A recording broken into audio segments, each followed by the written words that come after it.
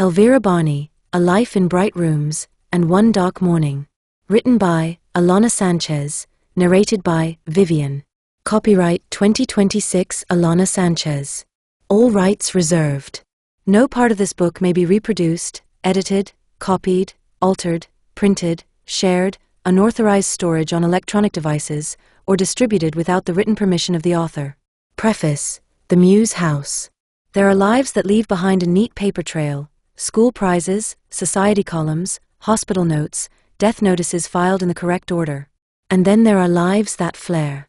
They burn bright enough for newspapers to catch, bright enough for a courtroom to fill, bright enough to throw hard shadows on the walls, yet they leave behind long stretches where the record falls quiet.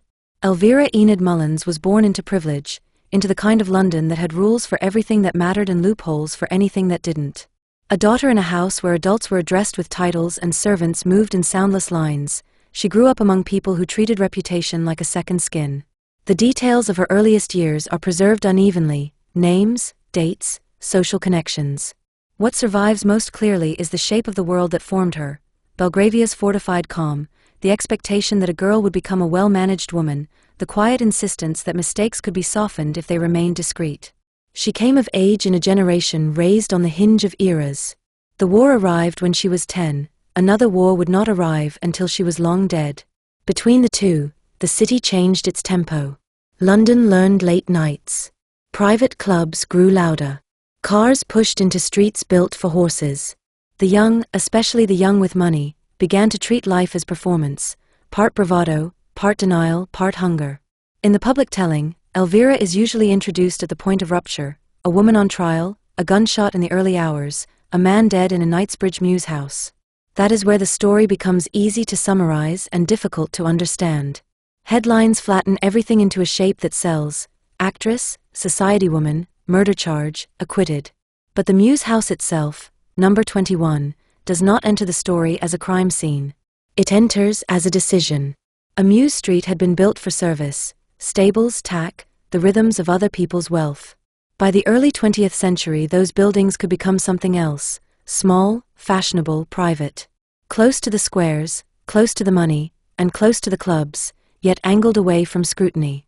Privacy, in such geography, could be performed. Records suggest that by 1931 Elvira was living at Williams Mews, Knightsbridge, and that her home became a gathering point for late-night life. A dinner party on May 30th, 1932 stretched into the night. In the early hours of May 31st, her lover, Thomas William Scott Stephen, known as Michael, was fatally shot at the house. The trial that followed drew crowds hungry for drama laced with perfume and money. Elvira was acquitted of murder and manslaughter, though convicted of possessing a firearm.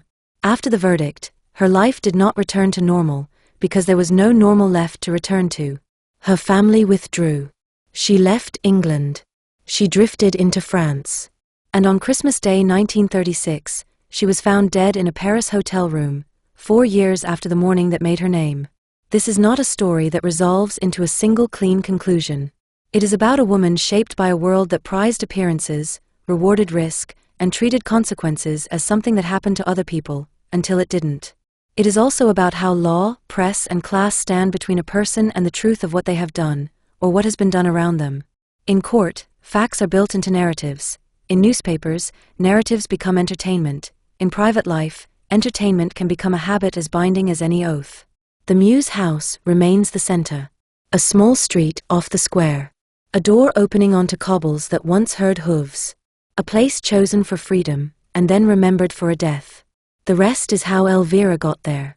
Chapter 1, Belgravia, in the shadow of a title. Belgravia was built to look settled.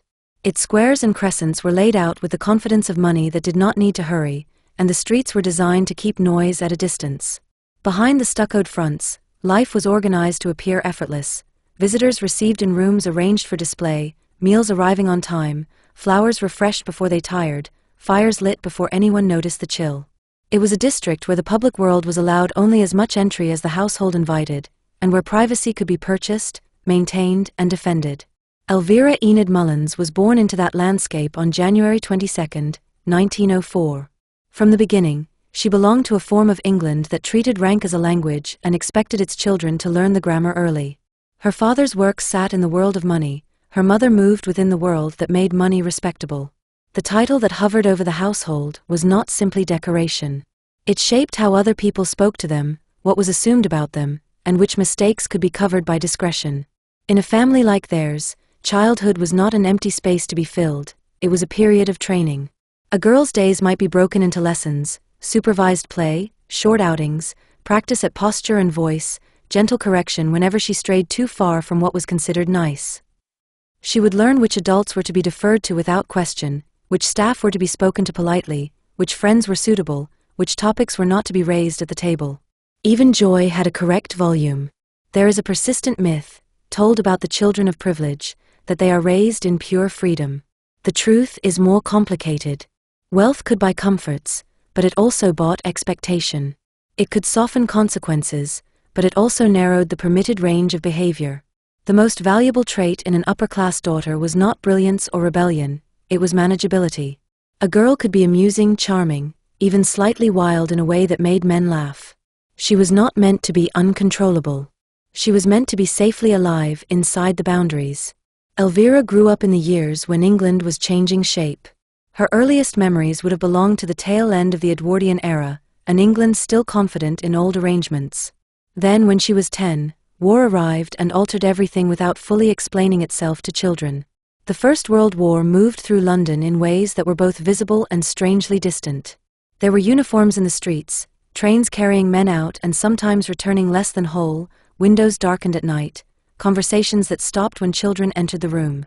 Rationing, anxiety, and grief spread unevenly across the city, and for those with money there were buffers, private supplies, connections, the ability to move away from danger if danger came too close. Yet even buffered lives absorbed the atmosphere. The war brought an undertone of uncertainty into houses that had once felt permanent. When it ended, the world did not return neatly to normal. It tipped forward into the 1920s with a kind of frantic energy, as if society had decided to spend its way out of fear.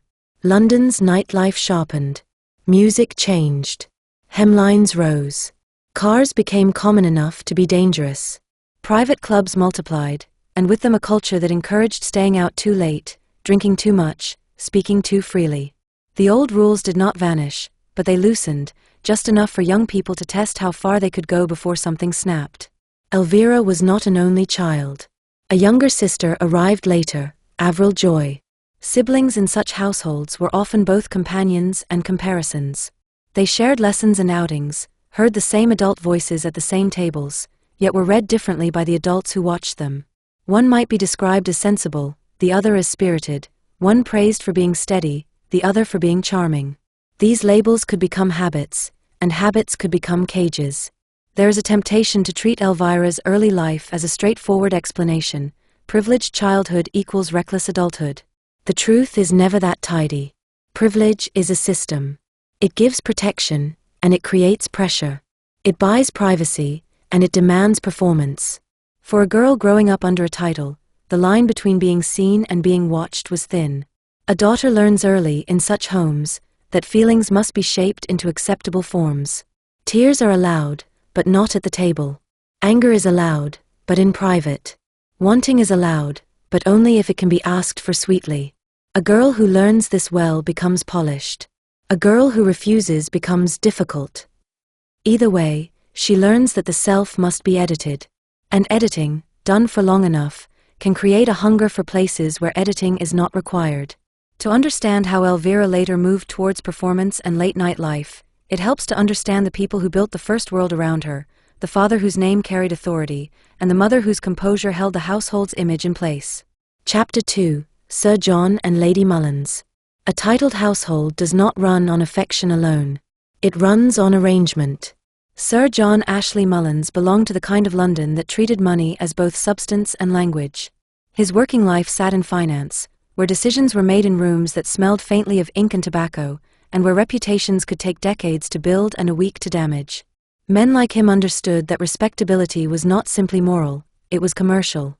It was protection. It was the facade that allowed other things to move smoothly behind it. In such homes, the father's presence could be constant in consequence and intermittent in practice. A daughter might see him at breakfast, at dinner, at those moments when family life was staged as family life.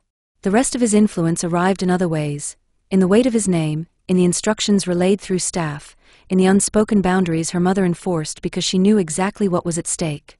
Lady Mullins, Evelyn Maud Adamson before marriage, belonged to the parallel world of women whose power was exercised through tone. She would have known how to receive guests as if nothing were difficult. She would have been trained in the art of appearing unruffled, and in that art there is often steel. A woman who keeps a household afloat among social obligations, family expectations, and the shifting currents of reputation is rarely soft in the ways the word suggests. She becomes skilled at managing people without making it look like management. In Belgravia, management was a domestic virtue. The rooms were not simply rooms. They were instruments. A drawing room could host charm and conceal strain. A dining room could hold laughter and enforce hierarchy at the same time. A hallway could be wide enough to swallow embarrassment before it reached the front door. Even the staircase mattered, how a woman descended it, how she paused, where she placed her hand. Elvira grew inside this architecture as the eldest daughter, and there is a particular pressure in being first. The eldest girl is often treated as a kind of rehearsal, a family's first attempt at presenting a daughter to society. She is watched closely, corrected more quickly, praised when she behaves in a way that suggests the household has done its job well. That job for a girl was not only education. It was training in restraint. Restraint did not mean a lack of personality. Society enjoyed personality in a young woman, so long as it was the right kind, sparkle without sharpness, confidence without defiance, wit without cruelty. The wrong kind of personality, anger expressed plainly, boredom shown openly, desire stated without disguise, was treated as a risk to be managed.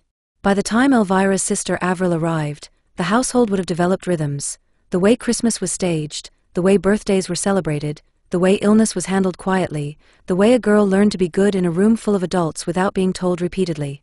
Siblings in such homes can become close, but they can also become mirrors held up by others. One sister praised for being sensible makes the other seem wilder by contrast, even if both are only human. There is an illusion that wealth makes childhood easy. It makes it comfortable. Comfort is not the same thing. In a privileged home, a child often learns early that feelings must be shaped into acceptable forms. A girl who learns this becomes polished. A girl who refuses becomes unfortunate, in the language of households that prefer understatement. And underneath the polish can grow a hunger for rooms where the rules do not apply. Belgravia taught Elvira control. It also taught her what it cost, the constant quiet effort of being acceptable. Chapter 3, Lessons for a Daughter. A girl's education in that world was not designed to make her independent. It was designed to make her presentable. This did not always mean she was taught nothing of substance. Girls of her class often learned languages, music, reading, writing, and the small skills that allowed them to move through social life without embarrassment. But the deeper message behind the lessons was always about place, where she belonged in the room, how she should speak, when she should stop speaking, what she should never reveal. Education, in this sense, was social armor. The daily rhythm could have been shaped by a governess or tutors. A governess carried a particular authority, a woman close enough to the family to be trusted with the children, yet always outside the family in status. She was both caretaker and instructor, and her power was often delicate. She could correct a child, but she could not humiliate her. She could enforce standards, but she could not seem tyrannical, because the household's comfort depended on emotional smoothness. Lessons were staged as gentleness, but they were strict. A girl learned her handwriting until it looked like the handwriting expected of her. She learned to speak without rushing. She learned to sit without fidgeting. She learned to answer questions without appearing eager, because eagerness could look like desperation. She learned to receive praise with a modest smile and to receive criticism without open offense. The most important lesson was not in books. It was in performance. A girl learned to manage her face. This sounds minor until one understands what it means. It means learning, at a very young age, to hold disappointment behind politeness, to hide irritation behind humor, to swallow the impulse to argue when an adult speaks unfairly, to smile at guests who are boring, to pretend to enjoy conversation that is not meant for her. A girl who learns this becomes well-bred. Adolescence inside such training can sharpen two forces at once, ambition and restlessness. The body changes. Desire arrives. Boredom can become sharp enough to feel like pain. A girl begins to see the adult world not as an invisible structure, but as a machine that wants to place her. At this point, rebellion can look loud. It can also look subtle, the rebellion of choosing intensity, of choosing people who feel dangerous, of choosing experiences that make the body thrum because the body has been trained to remain calm for too long. There is also the quiet pressure of marriage as destination. Even when a family does not speak bluntly of it, the message is present. A daughter's future is imagined in relation to a husband. Her education is shaped around being chosen by the right man, received by the right family, placed into the right home. For a girl with a strong temperament, this can feel like suffocation. The theater offered a different curriculum, a place where emotion was not merely tolerated but required, where the voice could rise and be valued rather than corrected, where the body could move and be seen without apology. When Elvira stepped towards the stage, it would not have felt like a whimsical hobby. It would have felt like oxygen. Chapter 4: The Stage as Escape Hatch. The theater offered a kind of permission polite society rarely granted. For a young woman born into wealth, there were approved ways to be interesting. She could be musical without becoming professional, artistic without being difficult, fashionable without attracting the wrong kind of attention. She could host, entertain, travel, marry well, and if she was careful, be described as spirited rather than wild. But the theater, even in its respectable corners, belonged to a different moral geography. It was public. It was commercial. It invited strangers to judge you. It asked you to become someone else in front of them and to do it convincingly enough that they forgot you were pretending. For Elvira, that difference mattered. It was not simply an interest, it was a doorway. Acting training is often described as learning how to pretend. In practice, it is learning how to be precise. Voice work demands breath control, resonance, articulation, stamina. Movement demands intention, how to enter a space as a character rather than as yourself, how to stand still in a way that holds attention. A student learns to accept correction without collapsing, to be watched and evaluated without losing the thread of what she is trying to do. A woman raised among politeness can find this frankness both humiliating and addictive. It replaces whispered judgment with clear instruction: do this, not that. Improve here. Try again. Elvira attended Lady Benson's Drama Academy in 1924, studying under Constance Benson. In a sense, the Academy's name softened the idea of theatrical ambition into something that could be tolerated by the right families, drama presented as refinement. But refinement was only the wrapper. Inside was discipline. Around this period, there was an engagement, a half-built bridge back to the safe route her family might have preferred. It did not become a marriage. Engagements end for countless reasons, and the private truth rarely survives in tidy form. What matters is that Elvira did not continue along that lane. She moved further into a world where identity could be altered, even manufactured. A stage name is rarely accidental. It is a signal that a person understands the power of story. Elvira performed under the name Dolores Ashley, fashionable, slightly foreign, with a hint of drama built into it. Mullins belonged to a father's title and a mother's drawing room. Dolores Ashley belonged to a self she could introduce without asking permission. The theater season that followed placed her at the Gaiety in a light production.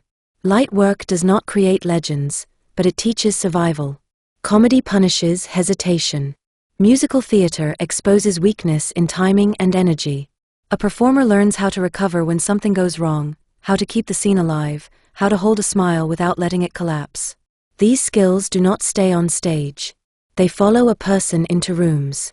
The theater gave her a toolkit: presence, emotional management, narrative instinct. It also gave her visibility, and visibility attracts a particular kind of attention. Women who act are admired and desired and judged simultaneously. The stage world blurs boundaries that polite society prefers to keep firm. If the stage did not become a stable home, it still shaped the woman who stepped back into London's night.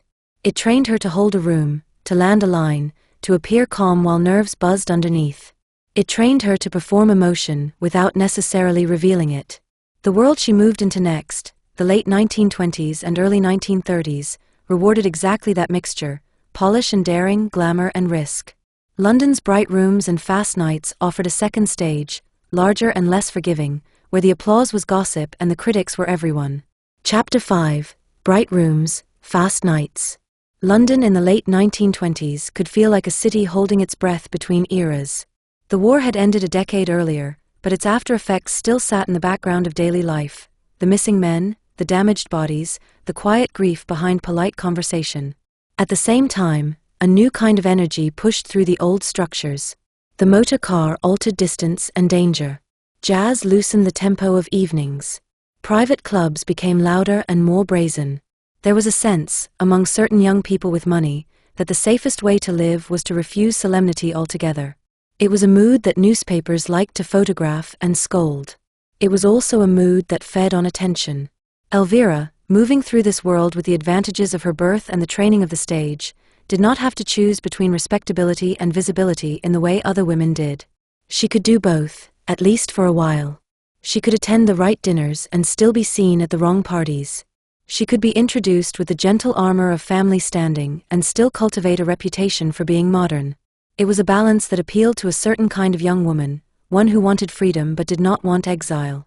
In 1927, at a party, she met an American singer named John Sterling Barney. America, in the imagination of London society, carried its own mythology. It suggested speed, brightness, a looseness of manners that could be thrilling when set against English restraint. An American man could be framed as romantic novelty, not bound by the same expectations, not weighed down by the same social obligations. A transatlantic marriage could look like an escape that was still respectable, because it ended in a church and produced a husband, which society understood. On August 2, 1928, Elvira married John Sterling Barney. The wedding itself, whatever its private emotions, would have presented the expected public shape: the formality of vows, the choreography of guests, the sense of an ending neatly achieved. Marriage was meant to settle a woman into a predictable storyline. It was meant to anchor her. For families anxious about a daughter's appetite for independence, marriage could be treated as a solution. But marriage did not always solve restlessness. Sometimes it simply relocated it. The record of their marriage does not preserve long domestic scenes. It does not need to. What matters is what happened next. John Barney returned to America in 1929.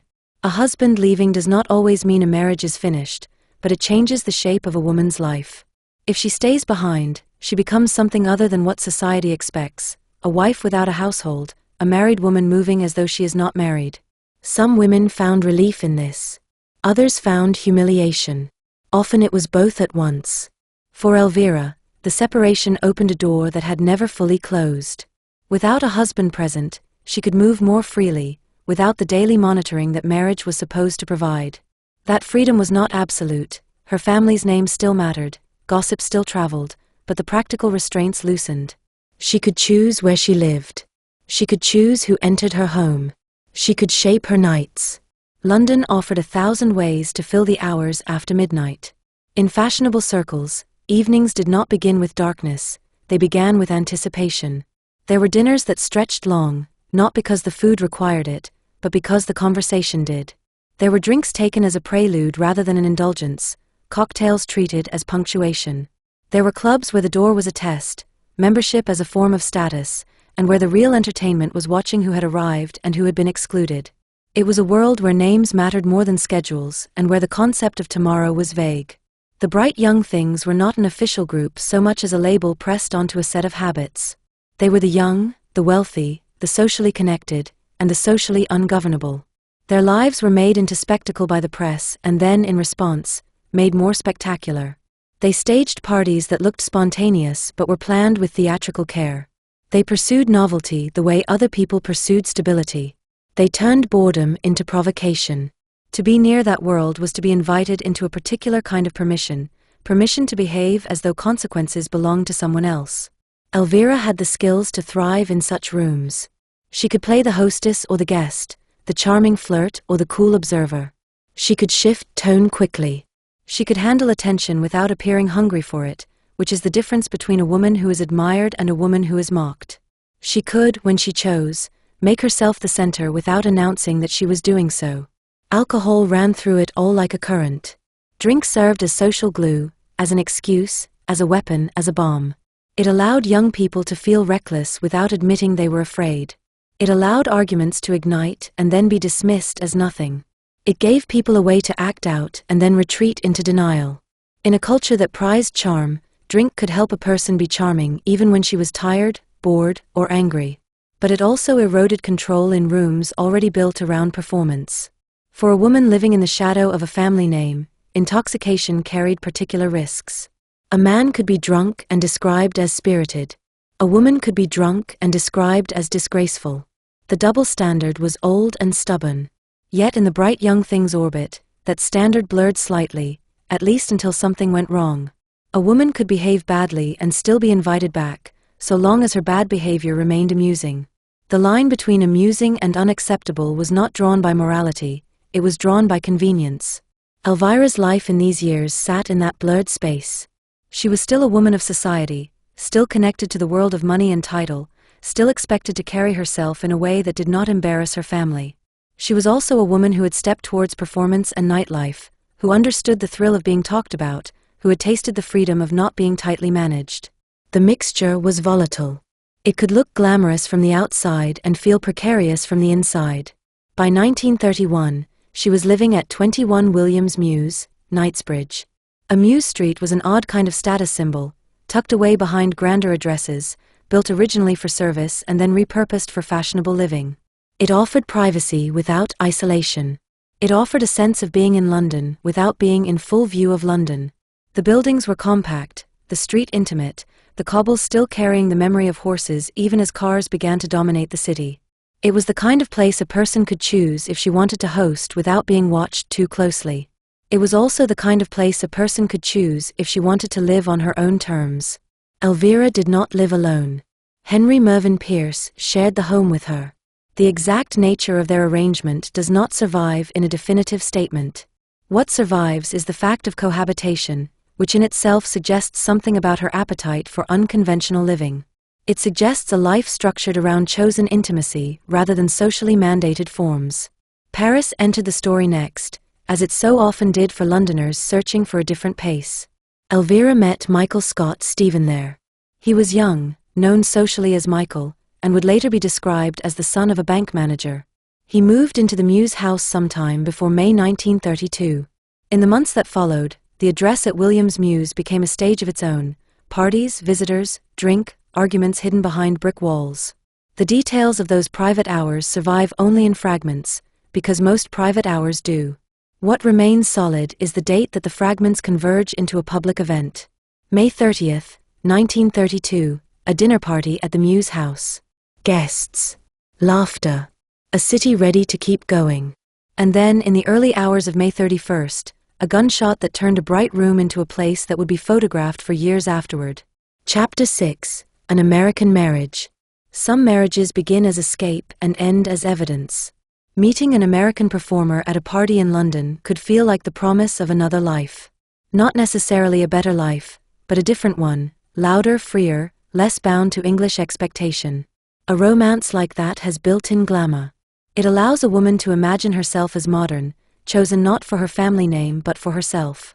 It can feel like a kind of victory over the old narrative. The wedding, formalized and staged as weddings are, offered a brief reassurance to the people who wanted Elvira placed safely. A husband can be used, in society's mind, as a stabilizing object. A young woman who is married is treated as contained, even if she is not. A husband's name can act as a veil, even if the veil is thin. But the daily reality of marriage is not a wedding. Daily reality is temperament and habit. It is the small abrasions that build, how money is spent, how late one stays out, how jealousy expresses itself, how boredom is managed, how conflict is handled when there is no audience. Two people can be charming at a party and miserable in a kitchen. When the husband leaves, returns to his own country, his own work, his own momentum, the marriage becomes a different thing. A woman can remain technically married and yet live as though she is not. This creates freedom and vulnerability at once. She is not under a husband's daily control, but she is also not protected by his presence. She is observed more sharply. Every choice is reinterpreted. Why is she alone so often? Why does she live like this? Who is she seeing? What is she doing? For Elvira, separation did not lead to quiet retreat. It led to a life with fewer restraints. A separated woman with money can carve out independence, an address, a routine, a social orbit chosen rather than inherited. Yet independence in that era also came with a subtle cost. People who enjoy a woman's company may still prefer to pretend her life is respectable. They become uncomfortable if she forces them to acknowledge its complexity. So she needed an address that allowed ambiguity. Knightsbridge offered proximity to everything she wanted without forcing her back into the family square. A Mews house offered privacy without exile. It offered the ability to host without the weight of inherited rooms. It offered a life that could be built around the night without the neighbors of a grand square watching too closely. Choosing Williams Mews was not merely a property decision. It was a psychological one. It was choosing a smaller stage, one she could control. A shared household arrangement, living with another adult rather than alone, could provide practical ease and social cover. It could also provide emotional complexity. In a small space, another adult becomes part of the nervous system of the home. Their moods matter. Their habits matter. Their presence can stabilize or irritate, soothe or inflame. And then, into that structure, came the kind of relationship that thrives on intensity. A younger lover can feel like renewal. He can also feel like risk. If the relationship is fueled by late nights, jealousy, and alcohol, it becomes a self-tightening knot. It can feel passionate while it is tightening, because intensity often masquerades as love. It can also become frightening, because knots do not loosen gently. By the time Elvira settled into the Mews life, the marriage had already failed as a stabilizing story. She was no longer the safe daughter being placed. She was a woman choosing her own rooms, her own nights, her own people. From the outside, that could look glamorous. From the inside, it could require constant effort, constant hosting, constant momentum, constant noise to keep the quiet at bay. And when a life is built on constant effort, it cannot absorb shocks well. Chapter 7: The Circle. A life built around late nights depends on a particular kind of society. Not the society of formal invitations and stiff dinners that end at 10, but a looser, hungrier circle, people who treat the night as their true home and the day as something to be endured. In that circle, time bends. Boundaries blur. A person's worst traits can be disguised as charm, and her best traits can be used up like fuel. Elvira moved within that world with the ease of someone trained to be watched. She had grown up learning how to hold herself in a room. She had learned how to speak without sounding eager, how to laugh without sounding desperate, how to let a silence fall as though she had chosen it. The theater added another layer, a sense of timing, a sense of how to land a remark, how to shift attention away from a crack forming in the atmosphere. She could host. She could perform hospitality as though it was effortless, which is the highest form of hospitality in a world that values ease above honesty. Hosting, in those circles, was not just kindness. It was status. A person who could provide a room, alcohol, warmth, and the promise of a story became valuable. People returned not only because they liked the host, but because the host's home became a stage where they themselves could be seen. Parties are rarely about the host alone. They are about the audience each guest hopes to gather. The circle that formed around a woman like Elvira would have included the bright and the bored, the wealthy and the attached to wealth, the glamorous and the desperate. Some would have been truly friend-like, people who found her funny, people who felt loyal, people who liked her because they understood her. Others would have been social predators, men and women who moved towards the hottest rooms because heat is where power sits. In the early 1930s, London had plenty of heat. There were clubs where membership acted like a passport.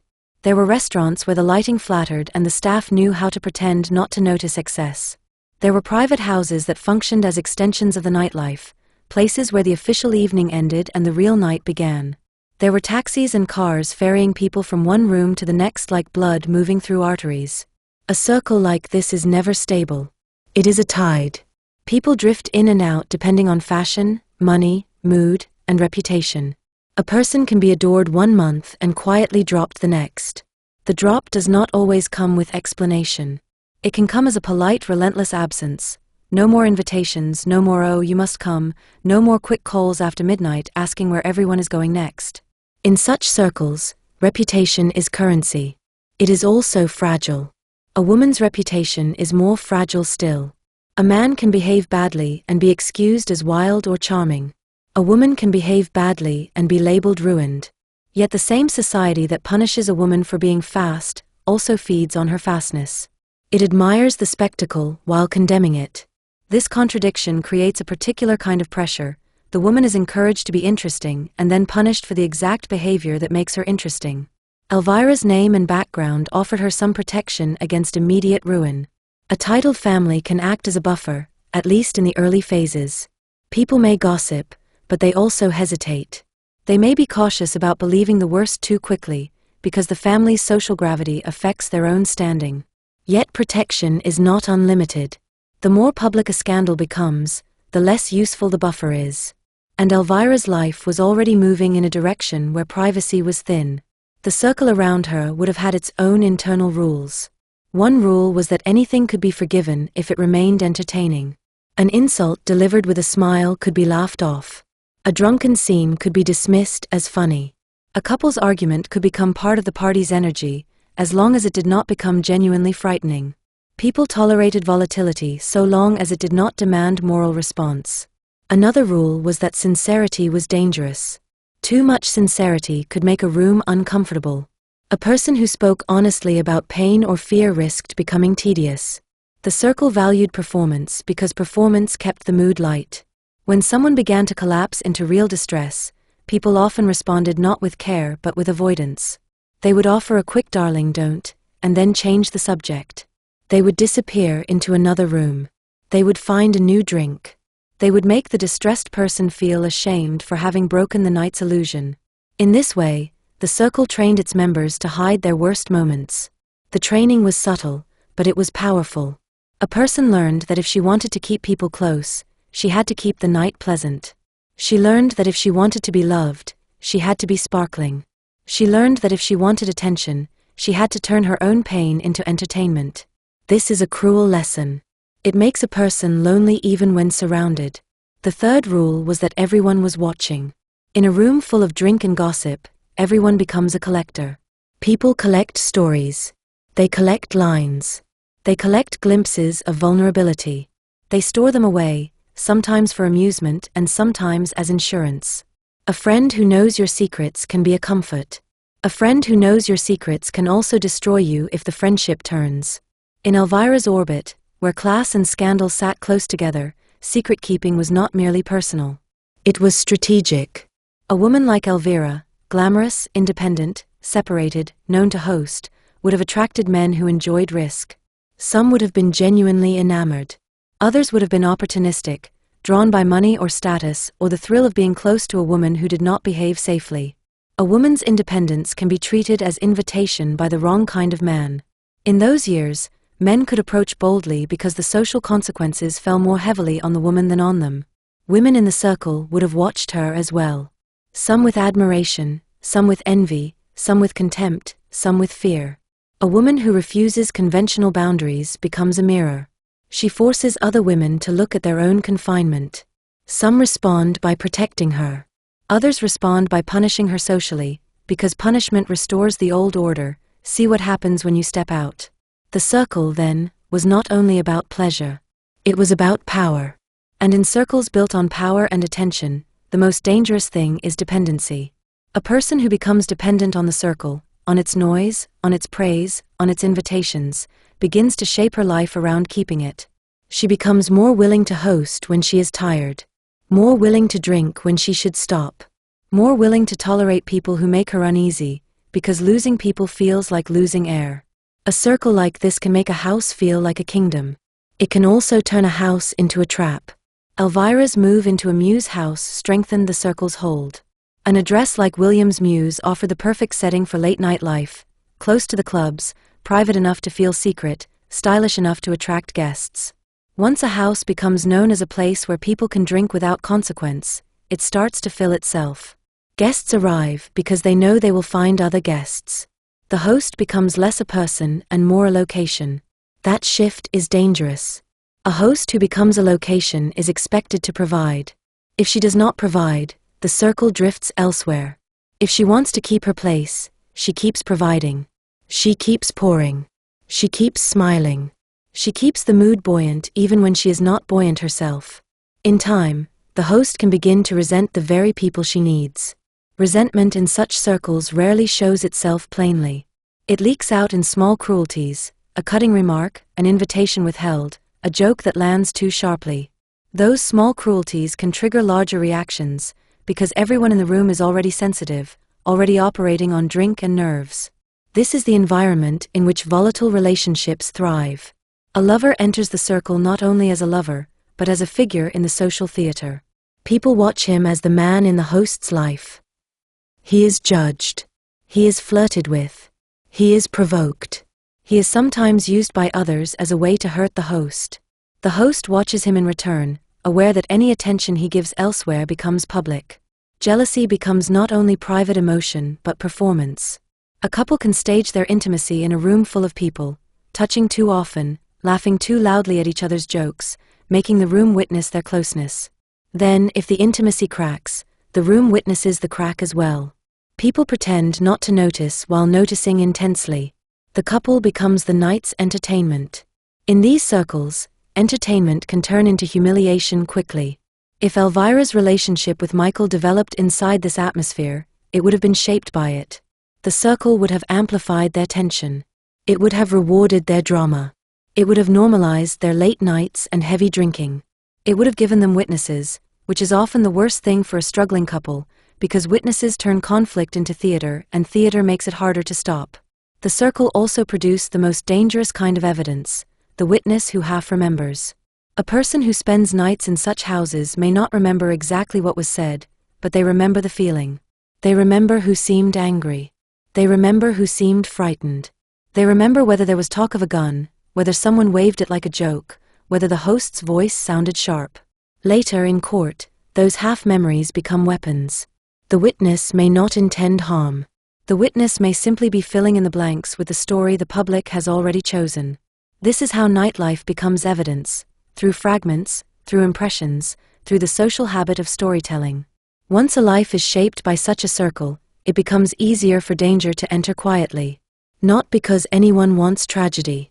Because tragedy, in these environments, often arrives disguised as drama, something that looks thrilling until it is too late.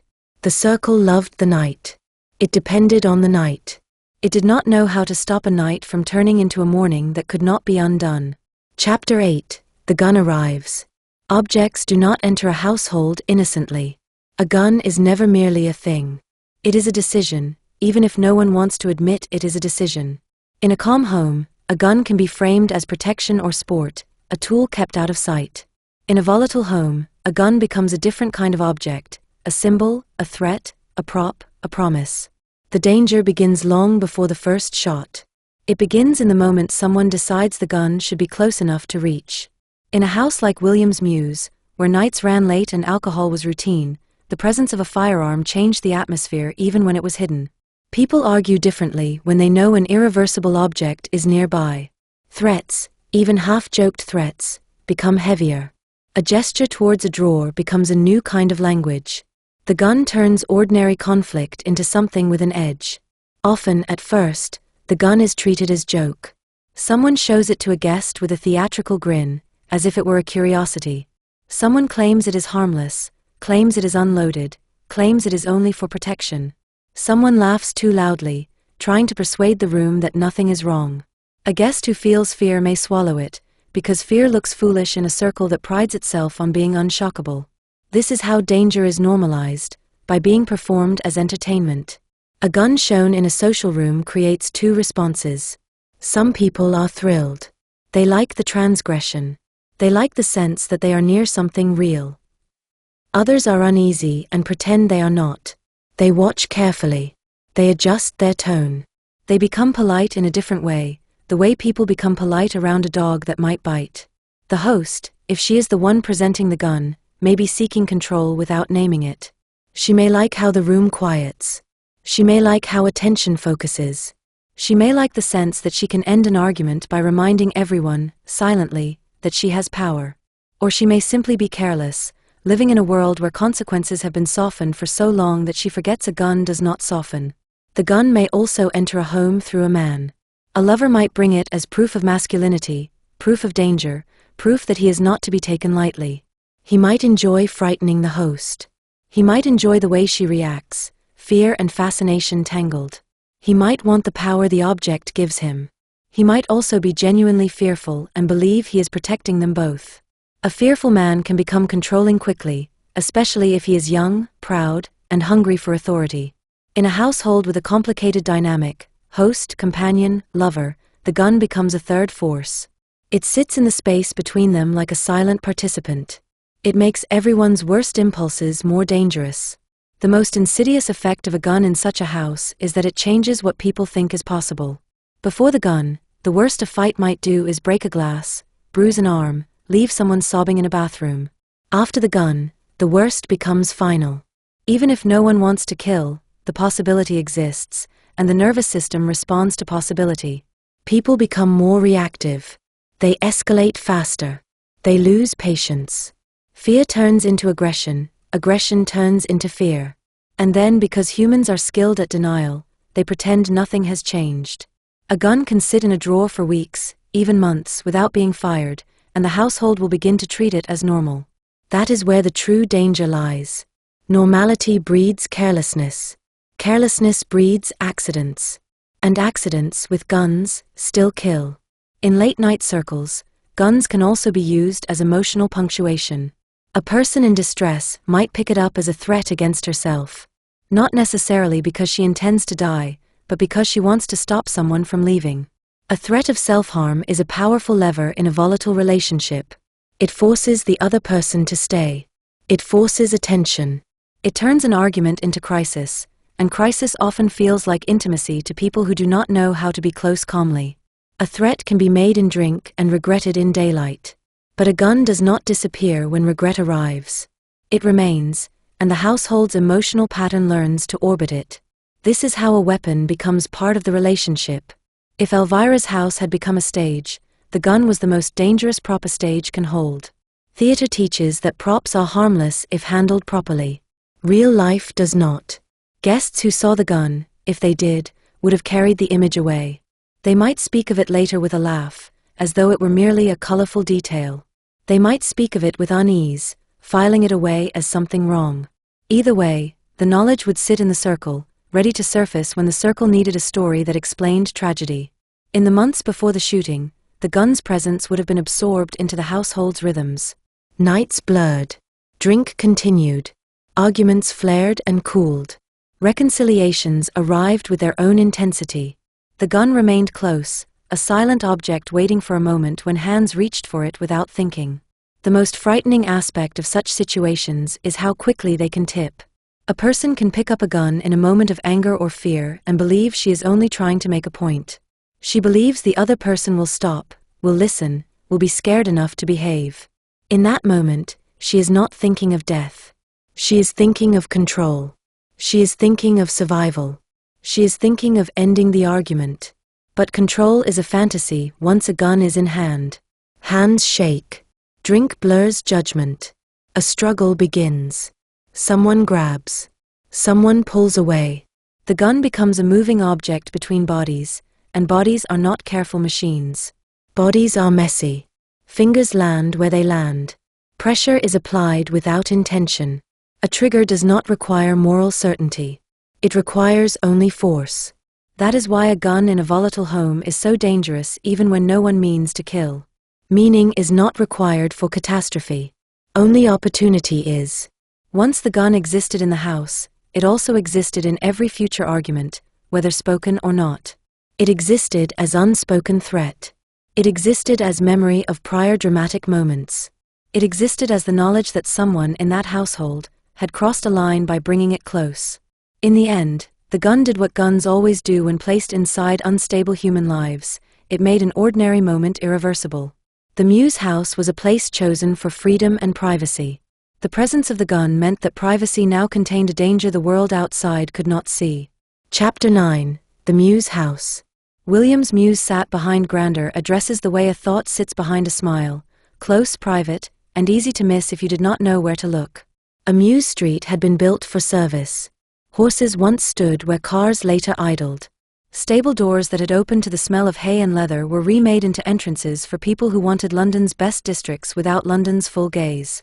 By the early 1930s, the old purpose of such streets had softened into something fashionable. The buildings were smaller than the houses that faced the squares, but that was part of the appeal. They promised intimacy.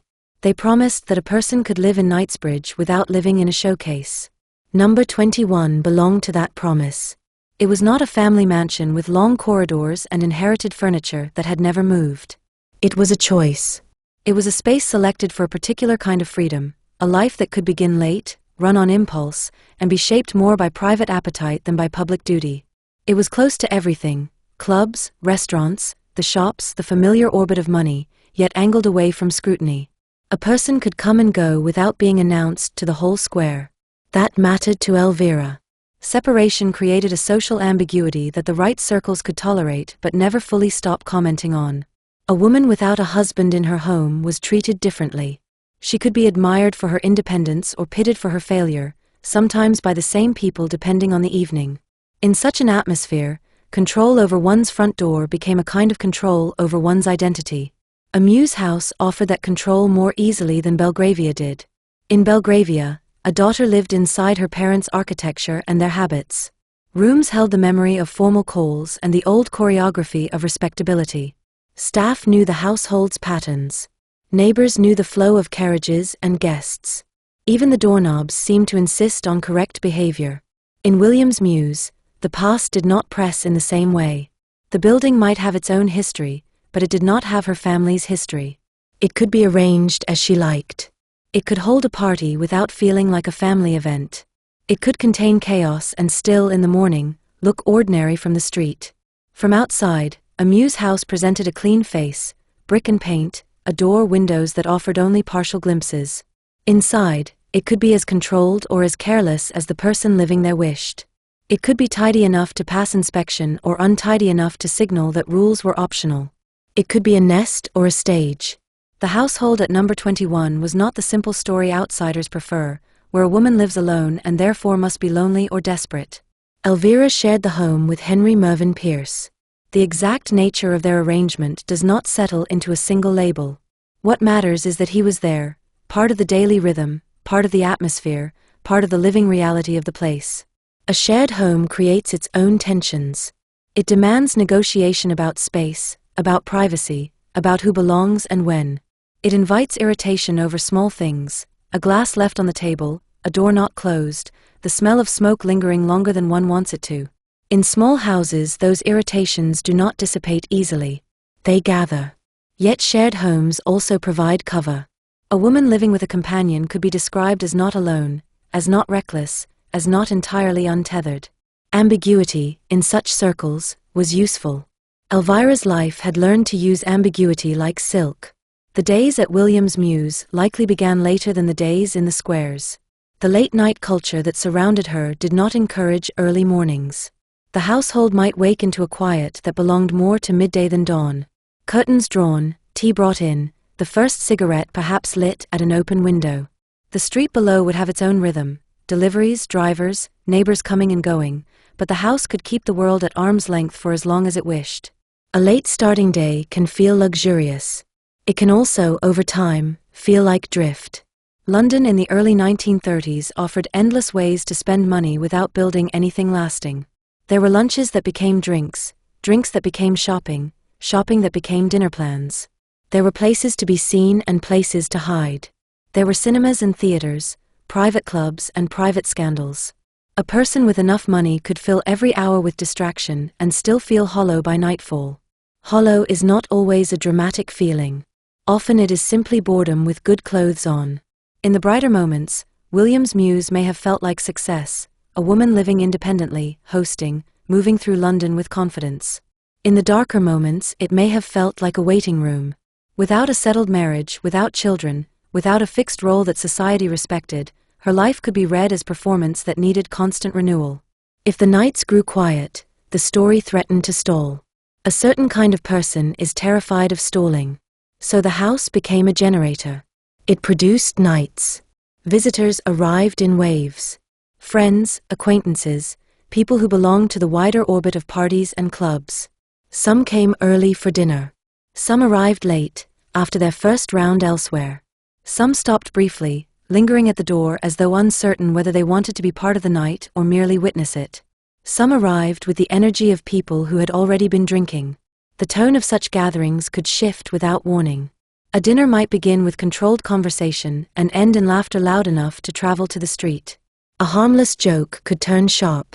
An old resentment could surface after the third drink. Someone could cry in the bathroom and return to the drawing room smiling as if nothing had happened. A good hostess could manage these shifts. A tired hostess could be swallowed by them. Elvira's training, social and theatrical, would have helped her. She would have known how to redirect attention, how to smooth tension, how to keep people amused. She would have known how to make a guest feel chosen. She would have known how to disguise fatigue with brightness. But hosting is labor. It demands energy even when energy is depleted. It demands charm even when charm has been scraped thin. It demands that the host absorb other people's needs and keep the room balanced. If the house hosted often, then the labor was frequent. There is a point where frequent hosting becomes less about generosity and more about necessity. A person becomes dependent on the noise. Silence begins to feel like judgment. An empty evening begins to feel like abandonment. The host invites people not because she wants company, but because she cannot bear being alone with herself. In those circumstances, every night carries the potential for escalation. Drink increases. Arguments become more likely. Small conflicts become spectacles. The house becomes known not just as a comfortable place, but as a place where anything might happen. That reputation can be intoxicating, especially for those who want life to feel dangerous without actually risking their own safety. They come to watch. They come to be near drama without being responsible for it. They come to borrow intensity and then leave before the morning consequences. The morning consequences belong to the people who live there. Pierce's presence complicates the picture. A third adult in a shared home can soften loneliness and sharpen conflict. He might have acted as a stabilizing force on some evenings, or as an additional spark on others. In small households, alliances form quietly. Two people share an eye roll across a room. Two people share the kitchen while the party rages elsewhere. Two people grow closer in opposition to the third without admitting it. Or the opposite, two attach to the excitement and the third becomes the outsider, enduring the chaos until it becomes unbearable. The record does not hand over private details. The nature of confined living makes certain dynamics common, almost inevitable. A mews house does not allow people to disappear from each other. Even if they avoid one another, they still hear one another. Footsteps on stairs, voices through walls, the click of a door, the sound of a bottle placed too firmly on a table. When Michael arrived in Elvira's life, the household's chemistry shifted again. His youth mattered. Youth can draw attention and promise renewal. It can also bring volatility. A younger lover may be impulsive, proud, eager to prove himself. He may resent being treated as a boy. He may push boundaries simply to see what happens. He may crave control in situations where he has little. A relationship between an older woman with money and a younger man without the same standing can produce a particular tension. The woman may hold practical power, home, money, social access, while the man holds a different kind of power, novelty, youth, the ability to leave and reappear. Each can feel threatened by the other's advantages. The relationship begins as thrill. Over time, thrill can curdle. When Michael moved into William's mews, the house became more than a social hub. It became a domestic stage. The same rooms that hosted friends now held the private reality of a couple's daily life. Quarrels over small things, reconciliations, negotiations about loyalty, the slow wearing down that can happen when passion is fueled by alcohol and late nights rather than calm intimacy. A lover living in the house is not a visitor. He is present in the quiet hours. He is there when the night ends and the body is exhausted. He is there when the morning begins and the head aches. He is there when the host must decide whether to keep performing or let the mask slip. If Michael brought his own friends, his own habits, his own restlessness, the household could become crowded with competing appetites. Visitors in such circumstances can be both balm and poison. Friends can provide distraction after a fight. They can also keep a fight alive by taking sides. A woman angry with her lover might seek validation from guests. A lover feeling cornered might turn the party into a demonstration of his freedom, flirting openly, drinking aggressively, refusing to be managed. A mews house that once offered privacy can become, paradoxically, the most public space imaginable, public not to society at large, but to a small circle of people who see too much. And people who see too much are dangerous. They carry stories. They carry impressions. They remember what was said when someone was drunk and later denies it. They remember a slap, a shout, a threat, a moment of sobbing at the kitchen sink. They remember the gun being handled like a joke, or placed on a table as if to make a point. They remember laughter that sounded wrong. In the morning, those stories can be minimized.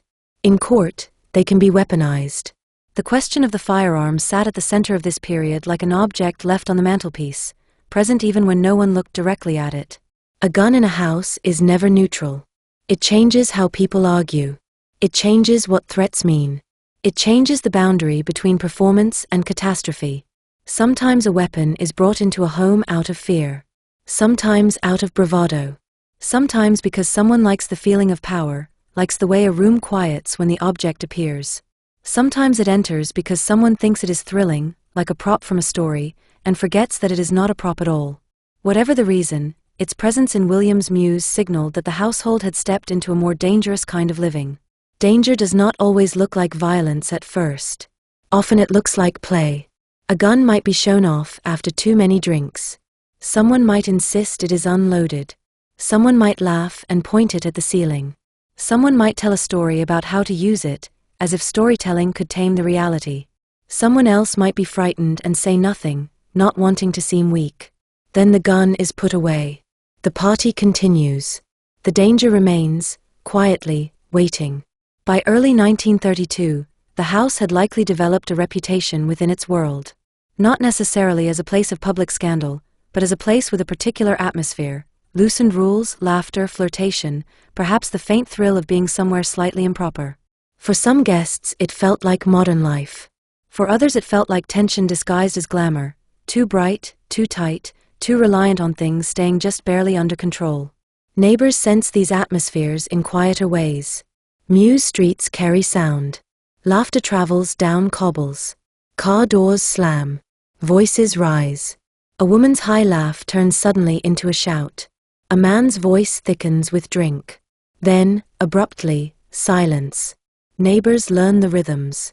They learn which nights are loud. They learn which visitors arrive. They learn the exact moment a party begins to sour. Yet in expensive streets, privacy is treated as sacred even when people privately disapprove. Intervention breaks the spell of discretion.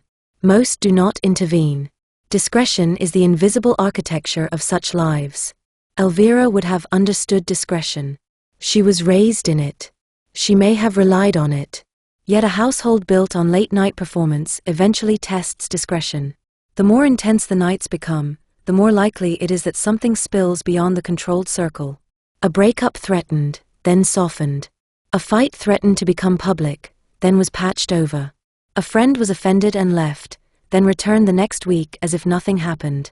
A lover stormed out, then appeared again at dawn, contrite or furious or both. The same patterns repeated until they began to feel like fate rather than choice. This is how volatile domestic life often functions. It normalizes itself. The people inside it begin to treat extremes as ordinary. A screaming fight becomes just one of those nights. A broken glass becomes a joke. A bruise is hidden with powder. A threat is dismissed as drama. A gun is treated as theatrical flourish. Meanwhile, the body learns. It becomes jumpy. It anticipates conflict even in calm moments. It stays alert, even while pretending to relax. It seeks relief in drink because drink blurs the edges of fear. By May 1932, the living arrangement at William's Mews had hardened into a situation with too many moving parts: Elvira, Pierce, Michael, and the rotating cast of late-night visitors. The house carried a history of recent nights, each one adding weight to the next. Even the good evenings, the ones filled with laughter, likely had an undertone of fragility, the sense that the laughter was doing work. In such households, the last good night often does not announce itself as the last. It arrives like any other: dinner plans, invitations extended, drinks poured. People dress as if the night is simply another performance. They come because they came last week. They sit because the chair is offered. They flirt because flirtation is what the room expects. They laugh because the hostess laughs. And beneath the laughter, the household's private tensions remain, coiled. The night of May 30th began in that familiar way: a dinner party at the house, guests gathered, the evening unfolding as evenings did in that set. Inside the night, it would have felt like continuation, not destiny. Routine dressed up as glamour.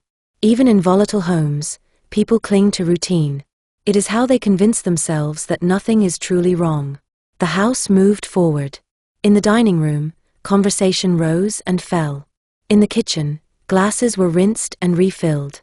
Doors opened and closed. A record might have played. Cigarette smoke layered the air. Someone told a story twice.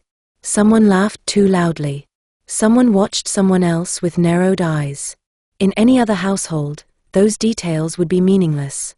In this household, they were part of a pattern stretched too tight, too reliant on everything staying just barely under control. William's Mews had been chosen as a place where Elvira could live beyond old rules. It gave her that. It also gathered around her a life that demanded constant performance and offered little rest. The house was not simply a setting. It was an engine. And engines, when they overheat, do not fail gently. Chapter 10, May 30th, Dinner, then the club. The day began like any other day in a life that had stopped keeping ordinary hours. Morning, in William's Mews, was rarely a sharp line. It bled into noon. It arrived with heavy eyelids and the faint taste of last night's drink. It arrived with the body's small negotiations, head, stomach, nerves, the quiet assessment of whether the day would be gentle or jagged. It arrived with the first cigarette, the first cup of tea, the first voice from another room. A Mews house held sound differently than a square-fronted mansion. There was less space for it to disappear. Footsteps on stairs felt nearer. Doors seemed louder. Even quiet conversation carried through walls with the intimacy of something overheard. Elvira moved through that intimacy as though it belonged to her, because it did. The house was hers in the way a chosen life is meant to be, not inherited, not imposed, but selected. Yet even chosen lives can turn heavy. Even freedom can begin to feel like maintenance. There had been talk of dinner that night. Plans in such circles were rarely written down in ink, but they existed as expectation. A few people would come. There would be food, drink, the warm early summer air drifting in through windows left open because the city was too alive to shut out. The night would begin in one room and, like so many nights before it, would likely move elsewhere, a club, a restaurant, another address, and then, eventually, back to the Mews. It had the shape of routine. Routine in that set was not stability, it was momentum. Preparations for a dinner party in a small house were a different kind of theater to preparations in a large one.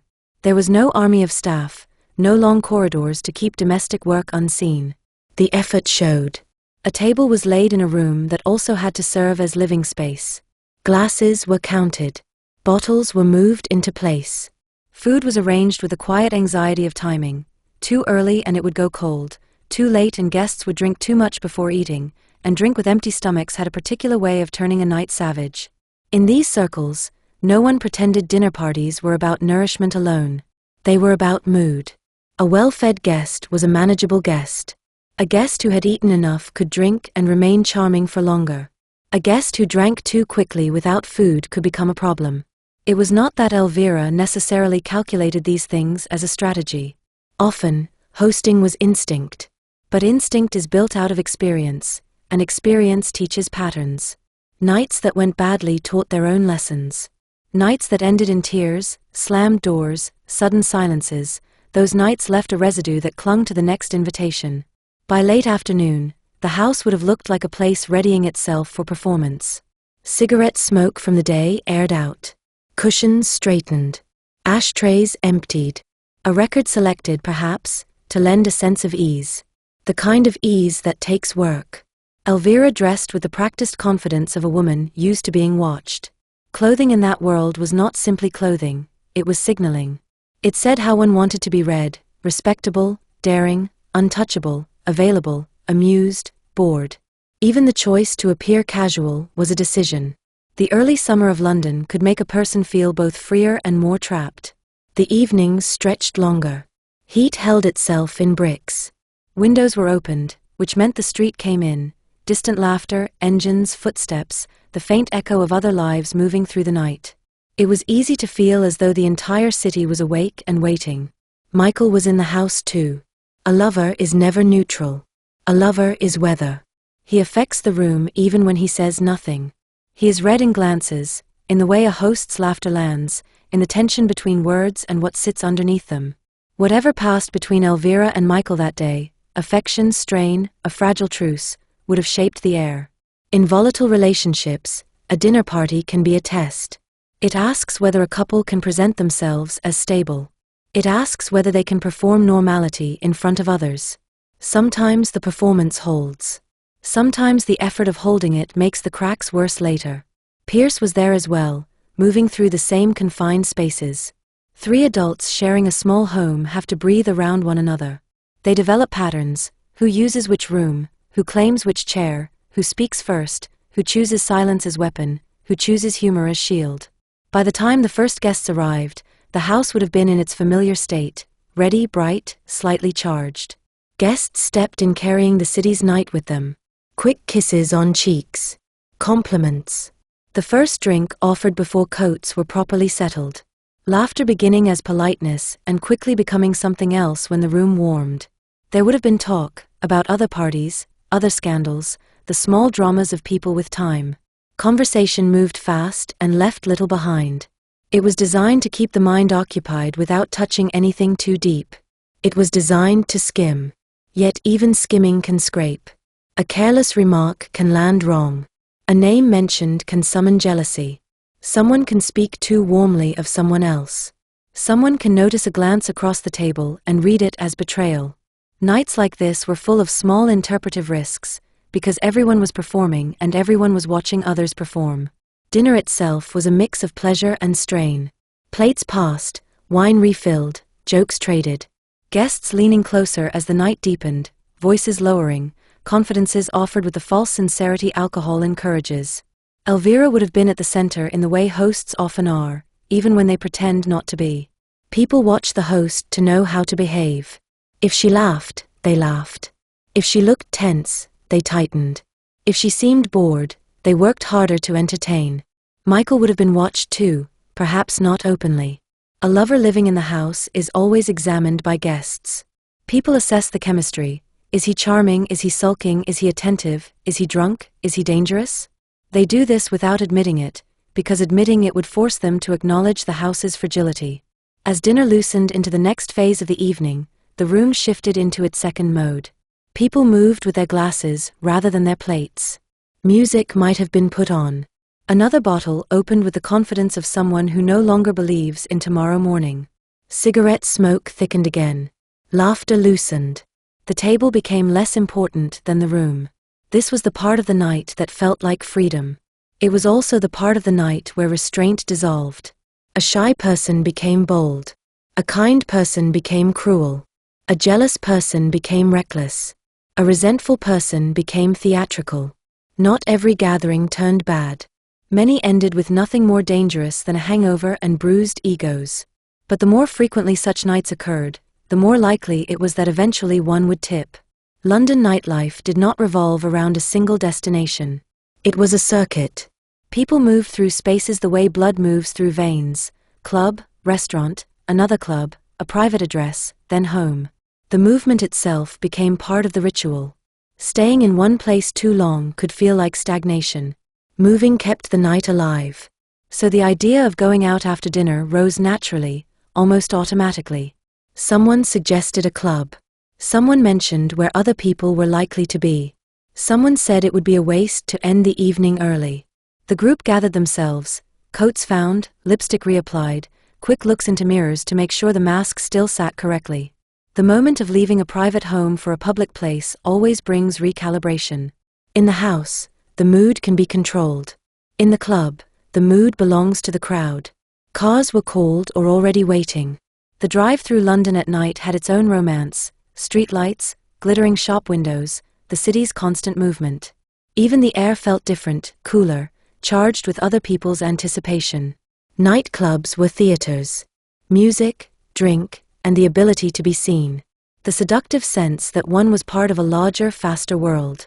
The illusion of anonymity in dim light and shifting crowds. Inside, the club would have been packed enough to feel exciting. Tables close, voices competing with music, glasses sweating on polished surfaces. The lighting flattering in a way daylight never was. The the band making the night feel like a story rather than a collection of hours. In such places, the rules shifted again. At home, Elvira was host. At the club, she became one figure among many. She could still attract attention, but she could not control the entire room.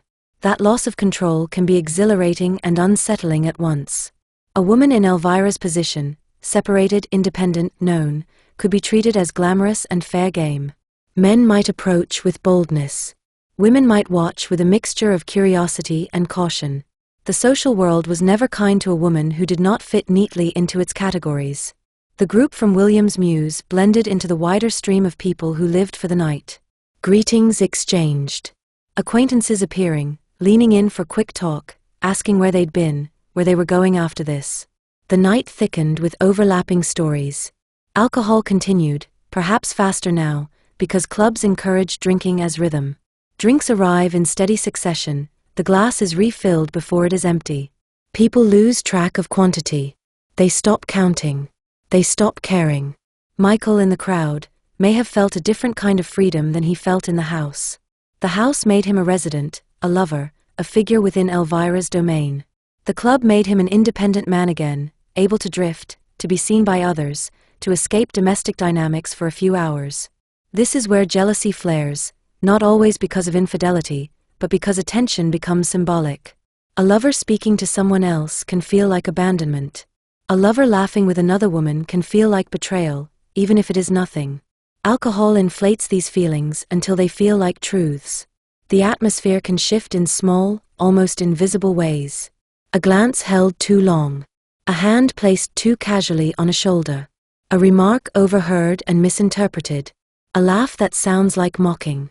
The kind of minor social friction that normally dissolves can, under drink and fatigue, become spark.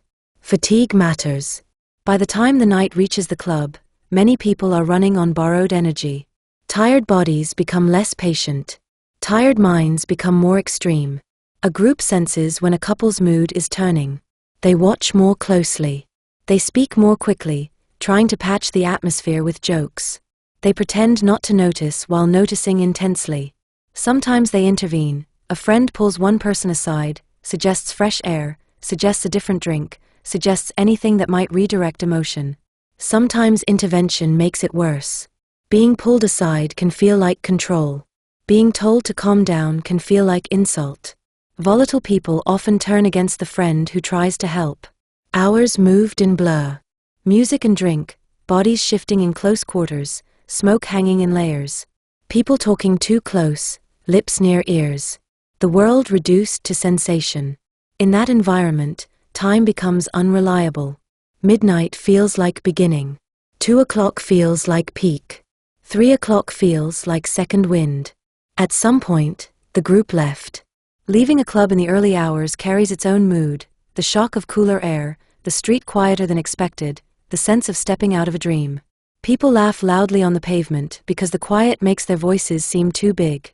Cars arrive. Doors open. The city rolls on. The drive back to Knightsbridge would have been shorter than it felt. Drunk time is elastic. Streets emptier.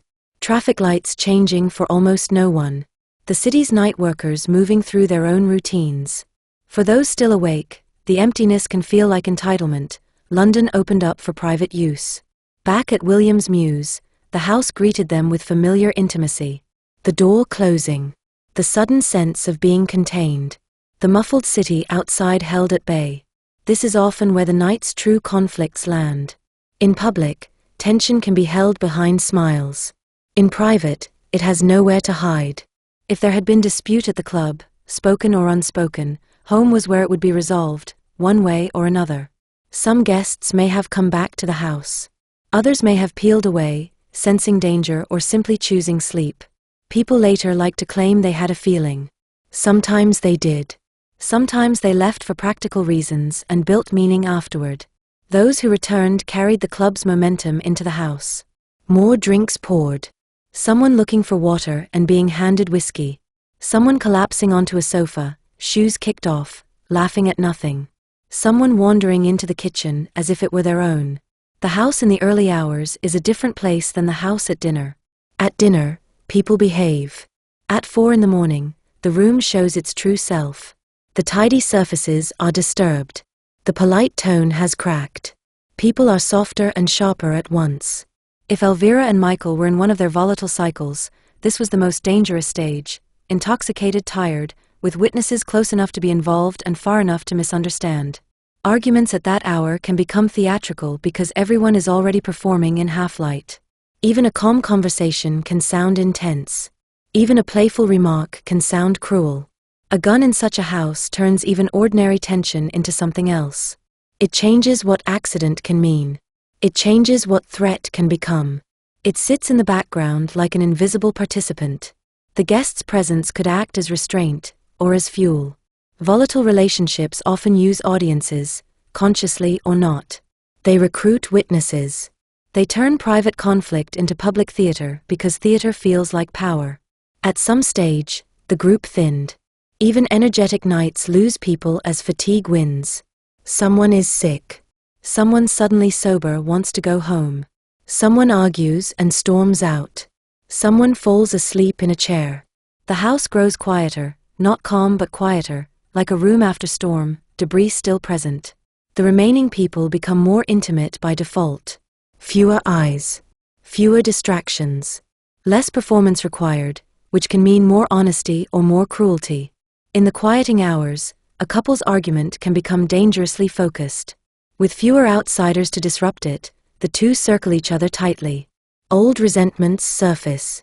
The night's small irritations become proof of deeper betrayal. Words become weapons. Tears become either sincerity or manipulation, depending on who is listening. This is where earlier choices return to stand beside a person. The choice to drink heavily, the choice to keep a weapon close, the choice to keep nights running past the point where the mind can govern itself. Those choices do not guarantee tragedy. They increase its probability. They put the household closer to the edge. The early hours of May 31st were not labeled catastrophic while they were happening. They were simply the end of a night. People were tired. People were drunk. People were irritated. People wanted the argument to stop or wanted it to become decisive. People believed, in that common late-night delusion, that if they could just get through the next 10 minutes, everything would settle. The house was doing what it always did, containing intensity. But containment has limits. Outside, the city was beginning to shift towards morning. The sky lightening at the edges. Somewhere nearby, milk deliveries would start, and the ordinary world would resume its duties as if nothing unusual had happened. Inside, the night still held. Chapter 11, May 31st, A Terrible Accident. The first pale light of morning arrives in London without ceremony. It does not announce itself as dawn the way it can in open country. It seeps in behind buildings, finds the edges of curtains, turns the smoke in a room from golden to grey. In a house that has been awake all night, it feels like judgment, proof that time has moved on, that the night is ending whether anyone is ready or not. At William's Mews, the hours had dragged into the early morning with the familiar signs of a night being dismantled. Glasses left where hands had abandoned them, the stale sweetness of spilled drink, ash settling in corners. The air would have been close. Even with windows cracked, the house held onto heat and smoke, onto the residue of voices and laughter and tension. In the final phase of such nights, everything becomes smaller. The crowd thins. The room quiets. The bravado loosens into fatigue. The body turns heavy, and the mind, tired, overstimulated, numbed by alcohol, clings to whatever emotion is loudest. People become blunt. Words land harder. The lines between joke and cruelty, between flirtation and insult, blur until they are almost the same thing. And in a house where a weapon exists, the night is never only a night. It is a night with an object that changes meaning. The morning that followed would later be turned into a chain of statements, a sequence of events, a courtroom narrative. But inside the house, in the minutes before it became public, it would have felt like a private moment swelling out of control, a sudden acceleration, the kind that makes people say afterward that they hardly remember moving. Arguments, when they reach a certain point, stop being about whatever they began with.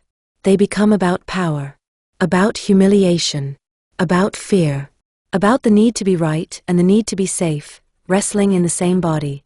Michael Scott Stephen, Michael in the language of parties and clubs, was in the house. So was Elvira. Others may have been present or nearby, accounts later sat in different places depending on who was speaking and why. What holds, what cannot be softened by style or tone, is that in those early hours he was shot. A gunshot inside a small house is not a neat sound. It is not the clean crack of cinema. It is concussion and shock.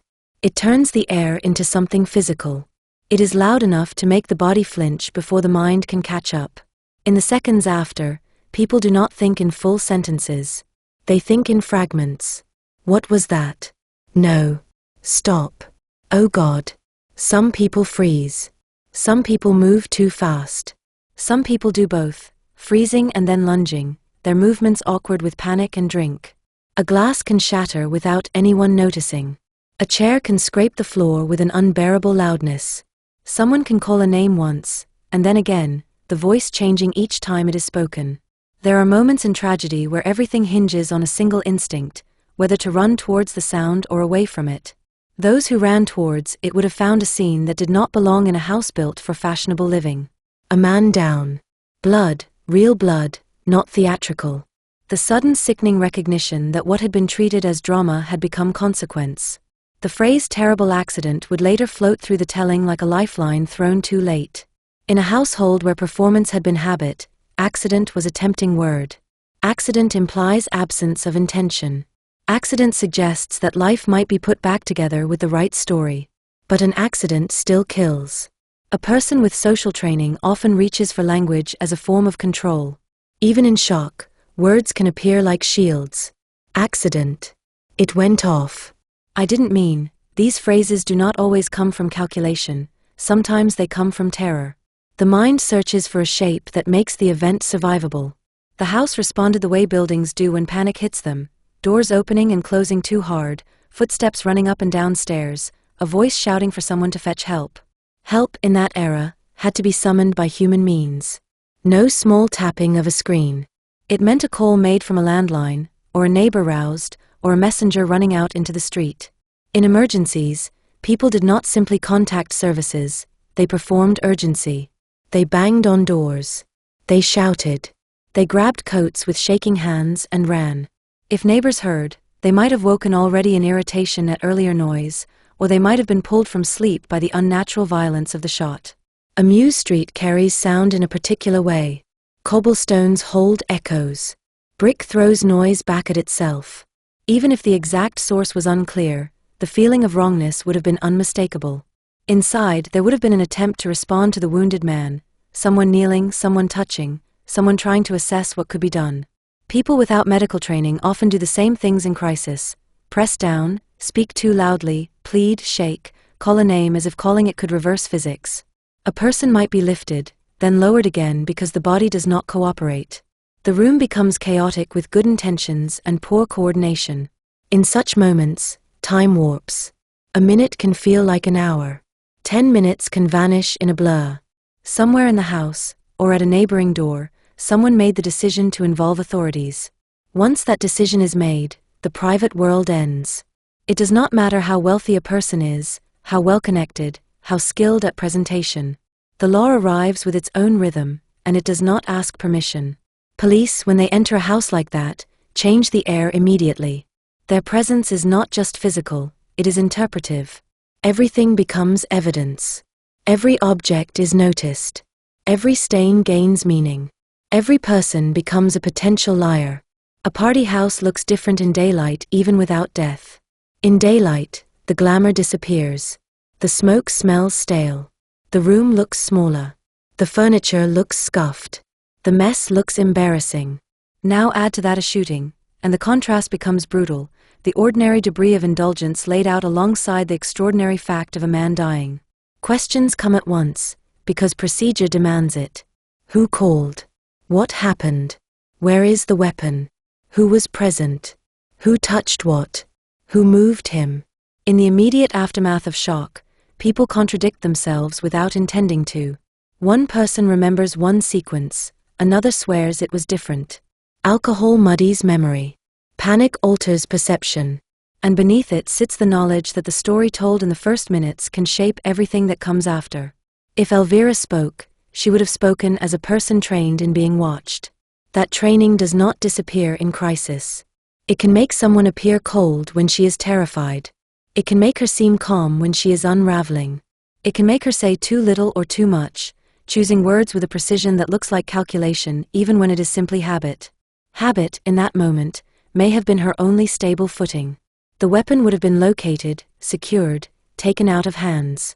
Its presence was unavoidable. Guns do not belong in polite rooms unless someone chooses to bring them in, and once a gun has been fired, that choice becomes the center of the investigation. The house would have been contained as much as a small home can be contained. People told to stay. People separated. Names taken. Statements recorded. The ordinary movements of morning, washing up, opening curtains, making tea, interrupted by the unfamiliar authority of procedure. Outside, the street began to wake into its own day. Mews streets are quiet by nature. Their quiet makes disruption feel louder. A police presence draws attention even from those who would normally look away. Doors open a crack. Curtains shift. A neighbor steps out, then retreats. Even in wealthy districts, curiosity thrives. A young man's death in a Knightsbridge mews was not the kind of thing that could remain private for long. News begins as whisper. It moves from neighbor to friend, from staff to shopkeeper, from taxi driver to barman. By the time it reaches a reporter, it is already shaped. A society woman, an actress, a shooting, a lover. London's appetite for scandal does not require full facts, it requires ingredients. Inside the house, however, the first hours were not yet story. They were logistics and shock. A body removed. A room examined. The quiet, awful pause after the worst has happened and before the world decides what it means. Then meaning begins to harden. To the police, the shooting was not romance or tragedy or gossip. It was an offense to be understood through evidence. The questions move quickly towards essentials: who held the gun, when, why, and what happened in the minutes before it discharged. In a situation where drink and argument were likely, the police would have been alert to the possibility that someone was trying to smooth the narrative into something softer than it was. Elvira was arrested and charged. The shift from hostess to accused happens with a cruelty that feels almost inhuman, because it is procedural. One moment a person is being spoken to in a house that belongs to her. The next she is being escorted out of it, her movements no longer her own. There is a particular humiliation in that journey. The street that offered privacy now offers exposure. Even if names are not yet known, the shape of the scene tells its own story: a person taken away, a house sealed, a private disaster made public. Friends and acquaintances, those who had hovered around the edges of her nights, would have reacted in predictable ways. Shock, of course, and also self-protection. A person connected to scandal begins, immediately, to adjust their own story. I left early. I barely know them. It wasn't like that when I was there. People do this almost automatically. It is a survival instinct in circles where reputation is fragile. And then there was family, distant in physical space perhaps, but pulled into the event as surely as if they had been in the house. A titled household does not like the police. It does not like newspapers. It does not like a daughter's name spoken in the same breath as murder. Discretion would have tried to rise like a shield. But discretion works poorly once the law is involved. In court, the most private things become objects on a table. Letters can be read.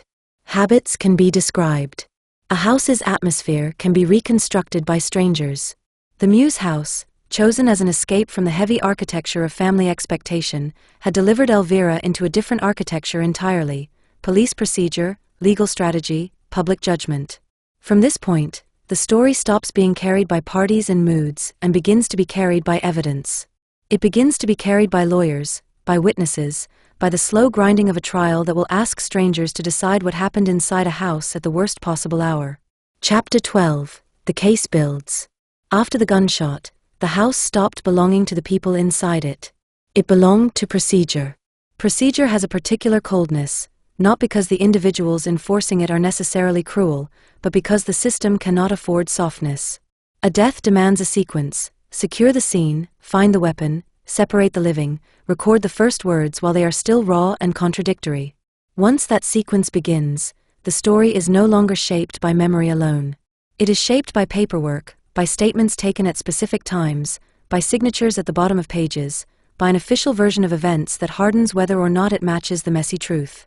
The first hours after a shooting are always chaotic, but the chaos is not evenly distributed. The police occupy the center. Everyone else becomes peripheral. Questions are asked again and again, not because repetition is meaningless, but because repetition is a tool. It exposes inconsistency, fatigue, invention. A person who is innocent can contradict herself simply because shock fractures memory. A person who is guilty can contradict herself because lies are hard to keep straight. Either way, contradiction becomes a problem. For Elvira, contradiction would have been inevitable. The night had included drink. The hours were strange. Emotions were sharp.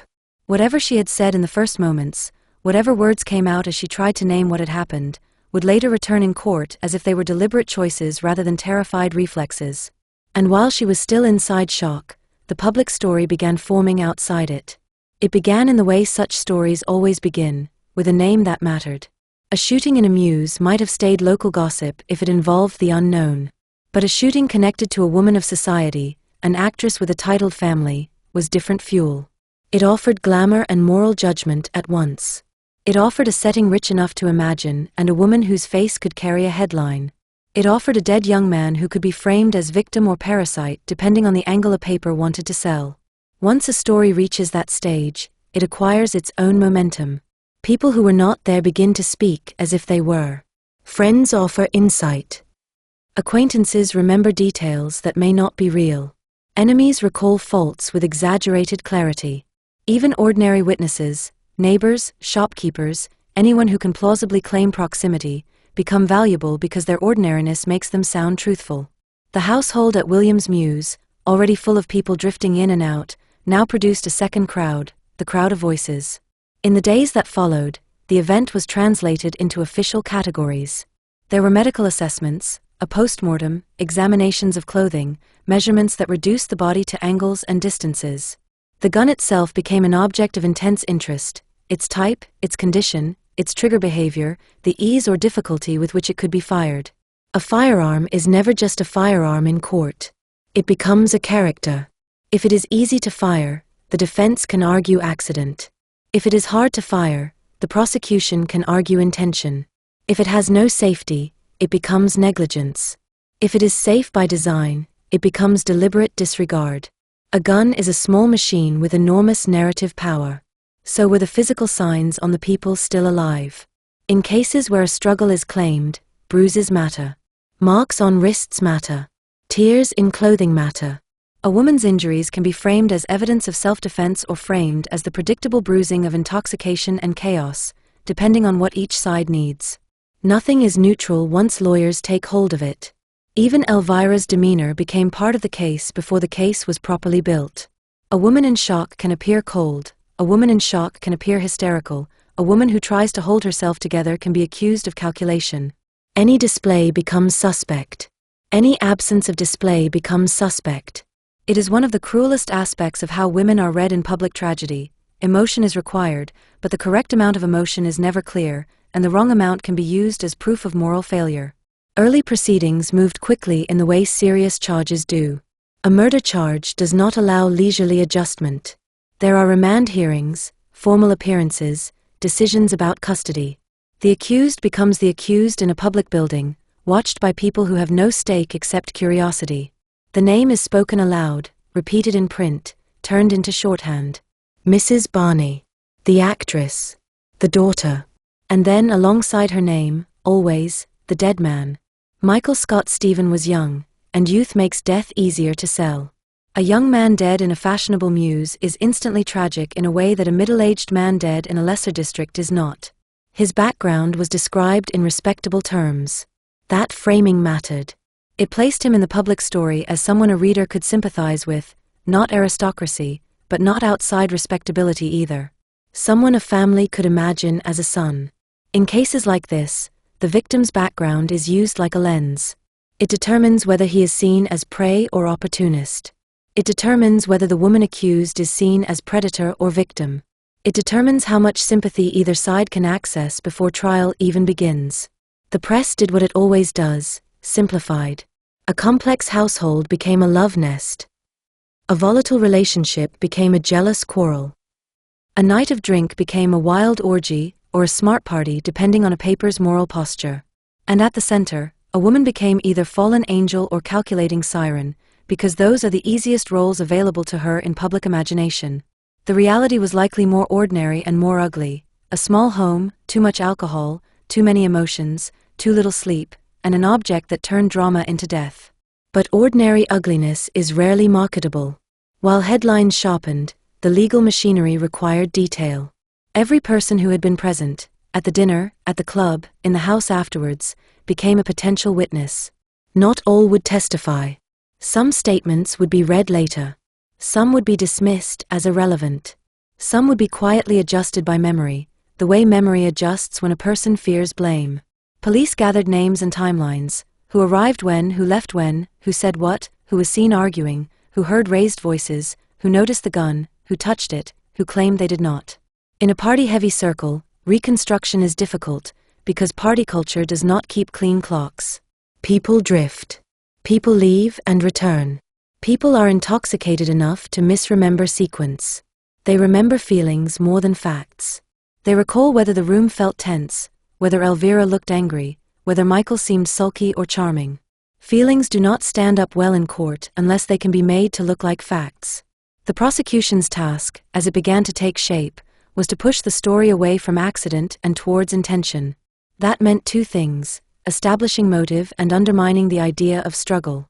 Motive in cases like this is often narrowed to a single word because one word makes it comprehensible: jealousy.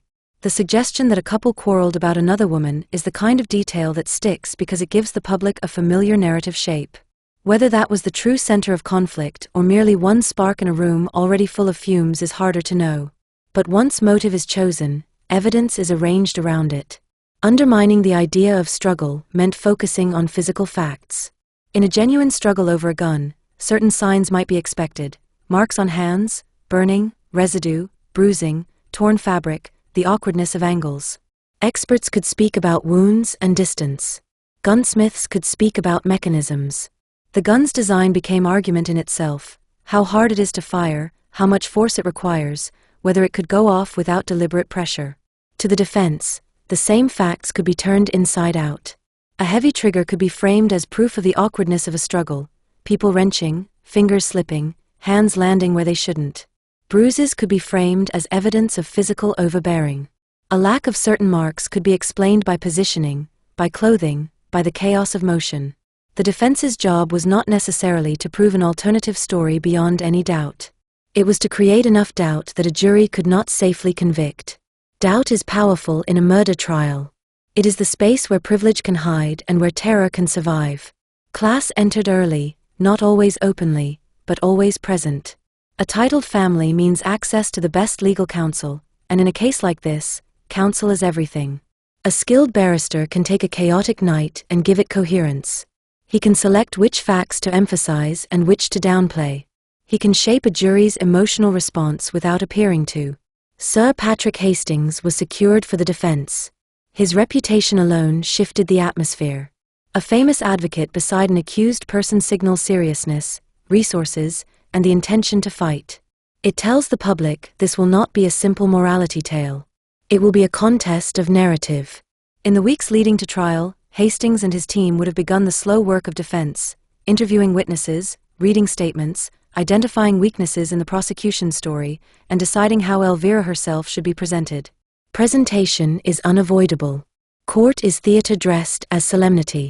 Juries respond to story and character as much as they respond to measurement. A woman accused of killing her lover will not be judged only on what she did. She will be judged on what she is believed to be. The defense needed Elvira believable as someone to whom this could happen without intent: frightened, unstable perhaps, threatened, caught in a physical moment she did not control. They also needed her sympathetic without appearing manipulative. In that era, sympathy for a woman could be earned through victimhood, particularly victimhood at the hands of men. The defense could suggest mistreatment, intimidation, physical harm. They could suggest she had been trapped in a relationship where threats and violence were possible. The risk was that such framing could make her look morally suspect in other ways: a woman with a lover, a woman living outside marriage, a woman hosting late-night parties. These details were not neutral. They were ammunition. So the defense would have to balance: Yes, her life was unconventional, but that unconventionality made her vulnerable, not wicked. Yes, she drank, but so did everyone in that set. Alcohol was atmosphere, not proof of murder. Yes, she may have said dramatic things, but dramatic people say dramatic things without meaning them. The prosecution, meanwhile, had its own portrait ready, spoiled, arrogant, quick-tempered, used to getting her own way, used to turning scenes into performances. In that portrait, the gun is not an accident waiting to happen. It is a tool of control. The case gathered supporting scenes, because juries are persuaded by patterns. A dangerous type of evidence is the suggestion of a previous episode, a story that implies history rather than a single freak event. A neighbor's testimony. A remark overheard. An allegation that earlier there had been another incident involving the weapon, another shot, another threat, another dramatic flourish. The prosecution loves such detail because it turns a chaotic moment into part of a sequence. It tells a jury, this is not a one-off, this is who she is. But previous episode evidence is unstable. It relies on memory, and memory is easily contaminated by gossip. A witness can remember a night more dramatically after reading about the case in print. A witness can fill in blanks without realizing it. A witness can bring prejudice into the witness box, prejudice about actresses, about fast women, about the rich behaving badly. Prejudice wears the mask of certainty surprisingly well. There were also reports of Elvira's behavior after the shooting, how she spoke, what she said, whether she was hysterical or cold, whether she tried to assert her identity through status, whether she lashed out. In the public imagination, these details become morality plays. A grieving woman is expected to be humble. A terrified woman is expected to be compliant. A woman who is neither becomes suspicious. But crisis does not produce compliance. It produces strange reactions. It produces rage. It produces denial. It produces attempts to regain control through whatever tools a person knows best. A privileged woman may reach instinctively for status because status has always been a form of protection. That does not mean guilt. It means fear dressed as the only armor she has. As the trial approached, the city's relationship with the case shifted. At first it was shock. Then it became entertainment. People talked about it over breakfast not because they had connection, but because the story carried contrast, money and violence, glamour and death, a woman as defendant and a young man as victim. It offered the delicious discomfort of judging the rich. It offered the reassurance that even privileged lives could be humbled. It also offered moral thrill, outrage at a lifestyle some secretly envied. In drawing rooms closer to Elvira's world, the talk was less moral and more anxious. Those who had attended her parties began to examine their proximity. They wondered whose names would appear, whose statements would be read, which details would be dragged into daylight. When a trial threatens to expose private behavior, people begin cleaning their narratives. They decide what they remember. They decide what they will admit. They decide which parts of the night were normal and which were odd. They decide whether Elvira was always like this or never like this. They take sides, sometimes out of loyalty, sometimes out of self-protection. They convince themselves their side is truth because truth feels safer than admitting uncertainty. Experts prepared as well. A pathologist's testimony can become the backbone of a case. Wound placement, distance, trajectory, clothing damage, all can be used to argue for or against close-range struggle. A gun expert can sound technical and therefore authoritative. Words like mechanism, pressure, safety carry weight because they appear objective. Objectivity is persuasive even when incomplete. The defense prepared to cross-examine. A skilled advocate can make an expert's clean scenario feel fragile by forcing it into the mess of bodies in motion. He can ask, is it impossible or merely unlikely? He can pull the jury back into a small room at dawn where people are drunk and frightened and grabbing and twisting.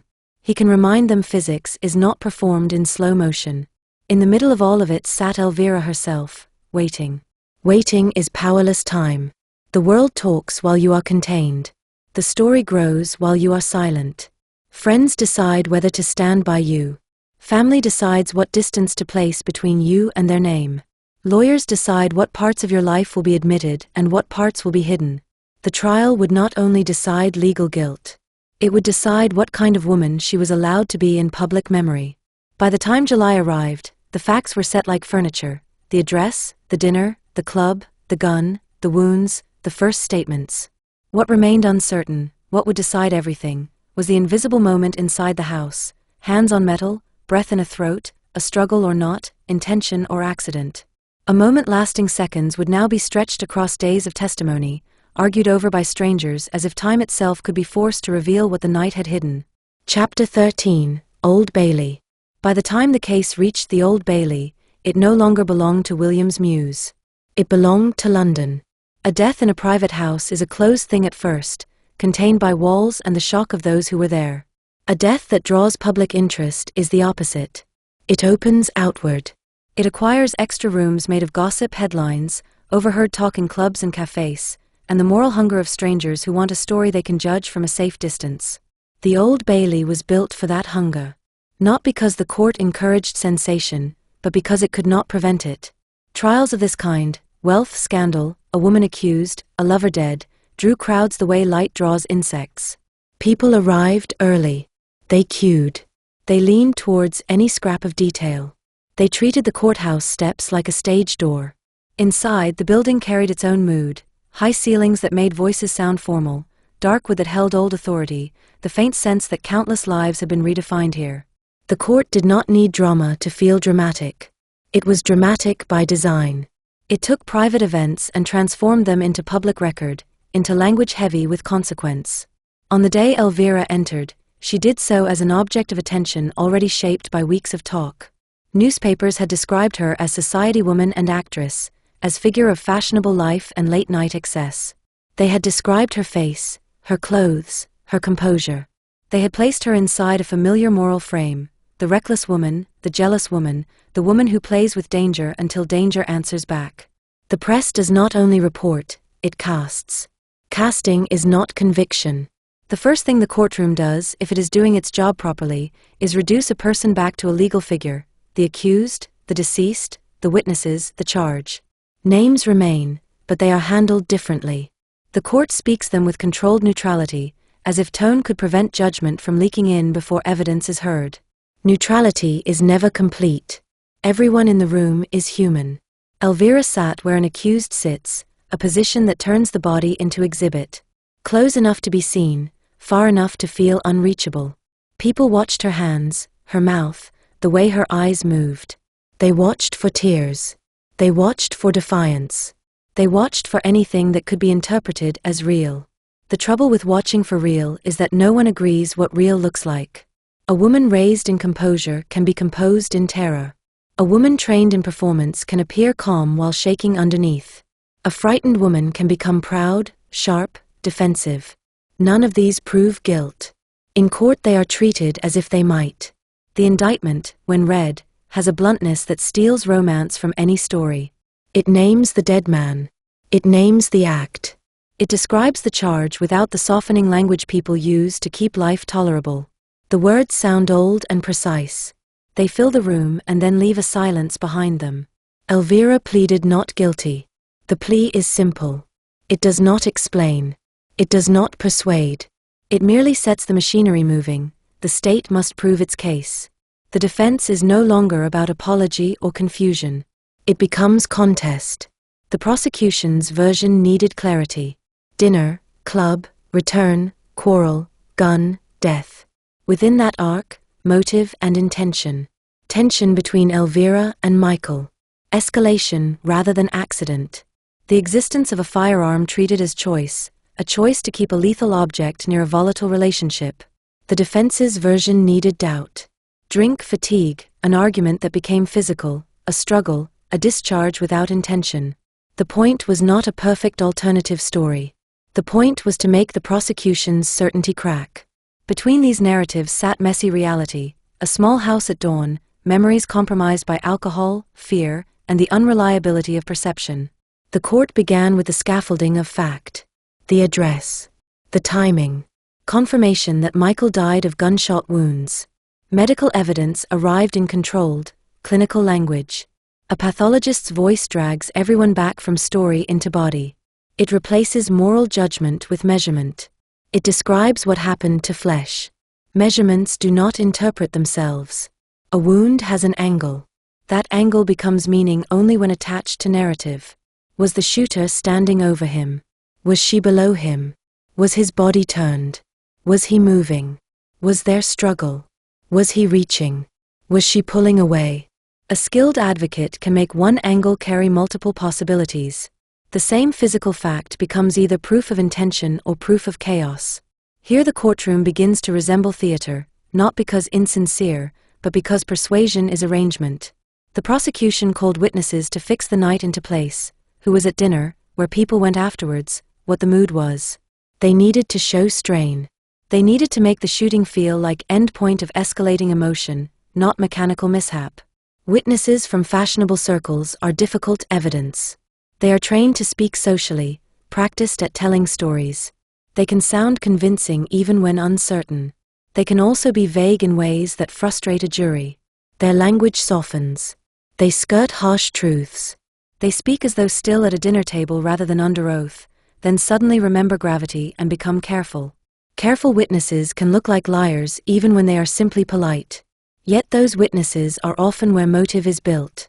They provide color, the tone of the night, suggestion of jealousy, the sense of tension a jury can understand.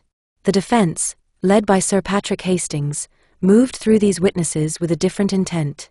Hastings' skill was not only in finding facts, but in shaping how the jury felt about them. A good cross-examination is not always aggressive. Sometimes it is patient. It gently guides a witness back into uncertainty, back into admitting they cannot truly say what they claimed. It asks the same question in slightly different words until the witness feels the ground soften. In a case built on late-night impressions, uncertainty was everywhere. Hastings could use it like air. He could remind the jury, without lecturing, that witnesses had been drinking, that they were tired. That memory becomes elastic. He could suggest what is presented as argument might have been ordinary bickering inflated by shock. He could suggest what a witness described as threat might have been theatrical talk, dramatic language common in those circles, said for effect rather than intent. The danger in that tactic was moral. It could sound like excusing recklessness. Hastings needed the jury's sympathy. He could not appear callous. He needed them to feel Elvira's life flawed but not murderous. So the defense shifted the emotional center, not glamour but fear. Fear was useful. If Elvira could be seen as frightened of Michael, frightened of escalation, then the shooting could be framed as unintended result of struggle rather than deliberate killing. The relationship was dissected. Not the tender parts, but the useful parts, quarrels, bruises, threats spoken in drink, moments of control and humiliation. In a murder trial involving lovers, intimacy becomes evidence. Evidence is not kind. It strips nuance. It reduces months into a few scenes selected because they serve legal purpose. For Elvira, this meant her private life, already gossip, being narrated aloud in a room of strangers. People leaned forward, hungry to hear what she was like when drunk, what she was like when angry, what she was like when afraid. The court may not have sought salaciousness, but the audience did, and the press captured whatever it could. There is a violence in having one's moral character described through other people's mouths. The prosecution needed the jury to believe in intention. Intention is rarely proved by a witness saying plainly, "She aimed and shot." It is built indirectly: reason to be angry, history of threats, weapon kept close, opportunity, a moment where rage tipped. The prosecution highlighted anything suggesting Elvira's familiarity with the gun, any witness who recalled threats, any evidence that there was no struggle. The defense fought every framing. If the gun had been displayed before, they argued irresponsibility, not murder. If threats were spoken, they argued drunken drama, not intent. If she seemed angry, they argued anger is common and does not become homicide without choice. They pulled the jury back into the cramped space of the Muse house, the closeness of bodies at dawn, fatigue, slippery logic of drunken movement. In this way, the defense returned the event to its scale. The press told it as grand tragedy, glamorous woman, dead lover, scandalous house. The defense told it as terrible minute in a small room, hands, fear, metal, movement. The court also heard about the aftermath, what Elvira said, how she behaved. These details feel decisive to the public because they seem like windows into the soul. They are not always reliable windows. Shock has its own language. A person can say bizarre things. A person can become angry at police. A person can insist on identity, on status, because identity feels like the last controllable thing. To some, That insistence reads as arrogance. To others, it reads as panic dressed as pride. The judge's presence mattered too, not only in rulings but in atmosphere. A judge's tone can cool a room or sharpen it. The jury watches him. Witnesses watch him. Advocates adjust their rhythm based on his small signals, an eyebrow, a correction, a refusal to allow a line to continue. Rules of evidence decide outcomes as powerfully as facts. What the jury is permitted to hear determines what stories it can build. The dead man's character became contested. One side needed him an ordinary victim. The other needed him at least capable of volatility, volatile enough that fear made sense, that struggle was plausible. Neither side could speak full truth. They spoke selected truths shaped into weapons. Then came the question that always lurks: why didn't she leave? To modern ears it can sound naive. People do not always leave volatile relationships. Shame, pride, fear, attachment, the addictive pull of intensity, these are not solved by money alone. Yet in a jury room, why didn't she leave becomes why didn't she choose safety, and then perhaps she wasn't in danger at all. The defense needed the jury to feel the trap of reputation as well as practical circumstance. The prosecution needed the jury to believe she had choices and used them badly. This was the deeper contest, not only what happened, but what kind of woman she was allowed to be. A woman on trial is expected to fit a category: monster, victim, hysteric, manipulator. The truth, that most people are contradictory, requires stamina from an audience. Hastings needed to give the jury permission to see her as human, flawed, reckless perhaps, but not necessarily murderous. Doubt was built point by point. Who saw the gun in her hand at the exact moment? Who can truly say whether there was struggle? How reliable are memories after drink and fatigue? How clearly can anyone recall sequence at a chaotic dawn? How much is colored by self-protection? Each question opened a crack. Enough cracks, and certainty collapses. Outside the courtroom, the crowd made sport of it. Who is winning? Who looks guilty? Who seems cold? Who seems sincere? They read her face as strategy. They did not see that a person on trial can barely breathe without being judged for it. When the verdict finally arrived, the jury refused to convict for murder. It refused to convict for manslaughter. But the case did not end in complete absolution. The firearm remained a hard fact. Even if the jury could not say she killed with intent, the law could still say she should not have had the weapon. So she walked out with the heaviest charges lifted, and yet with her life still marked. A courtroom can release a body. It cannot release a name. Chapter 14, Verdict. A verdict day at the Old Bailey has a particular stillness. By the time the jury is due to return, the room has already done most of its work. The arguments have been made. The witnesses have spoken. The advocates have built their competing versions of the same night until the air feels crowded with narrative. What remains is a pause in which everyone pretends to wait calmly, while their bodies behave otherwise, shoulders tight, hands restless, eyes returning again and again to the doorway. Outside, the crowd gathers as if attendance might influence fate. It never does, but people continue to behave as though proximity matters. Reporters stand ready. Court staff move with practiced neutrality. The accused sits where the accused sits, visible and confined, a person reduced to a role while strangers decide what her life will be. Elvira had spent the trial being watched more closely than most people are ever watched. Not watched with the softness of affection, but with the hard gaze of judgment. Everything about her had been turned into possible meaning: a glance, a breath, a stillness, a tremor in the hands. She had been described and redescribed by voices not her own. Her private relationship had been opened and flattened into evidence. Her lifestyle had been presented not merely as context, but as character. The jury had listened to it all and then been sent away to do the one thing the crowd could not do: decide. When the jury returned, the room shifted before anyone spoke. A collective tension rearranges itself when the people who carry the answer walk back in. The sound of chairs. The scrape of shoes. The judge's gaze settling. The accused holding her body as still as possible because stillness feels like control. The formal language of verdicts is both merciful and brutal. Merciful because it is brief. Brutal because it leaves no room for nuance. It does not say what probably happened or what might have happened or what happened in the messy reality of a drunken dawn. It says only what the law can safely declare beyond reasonable doubt. When the foreman spoke, The words landed with blunt force. Not guilty. Not guilty of murder. Not guilty of manslaughter. 3 phrases, and the heaviest accusation slid away. The courtroom made a sound without meaning to. A murmur, a collective breath, a small wave of human reaction that court officers tried to smooth back into order.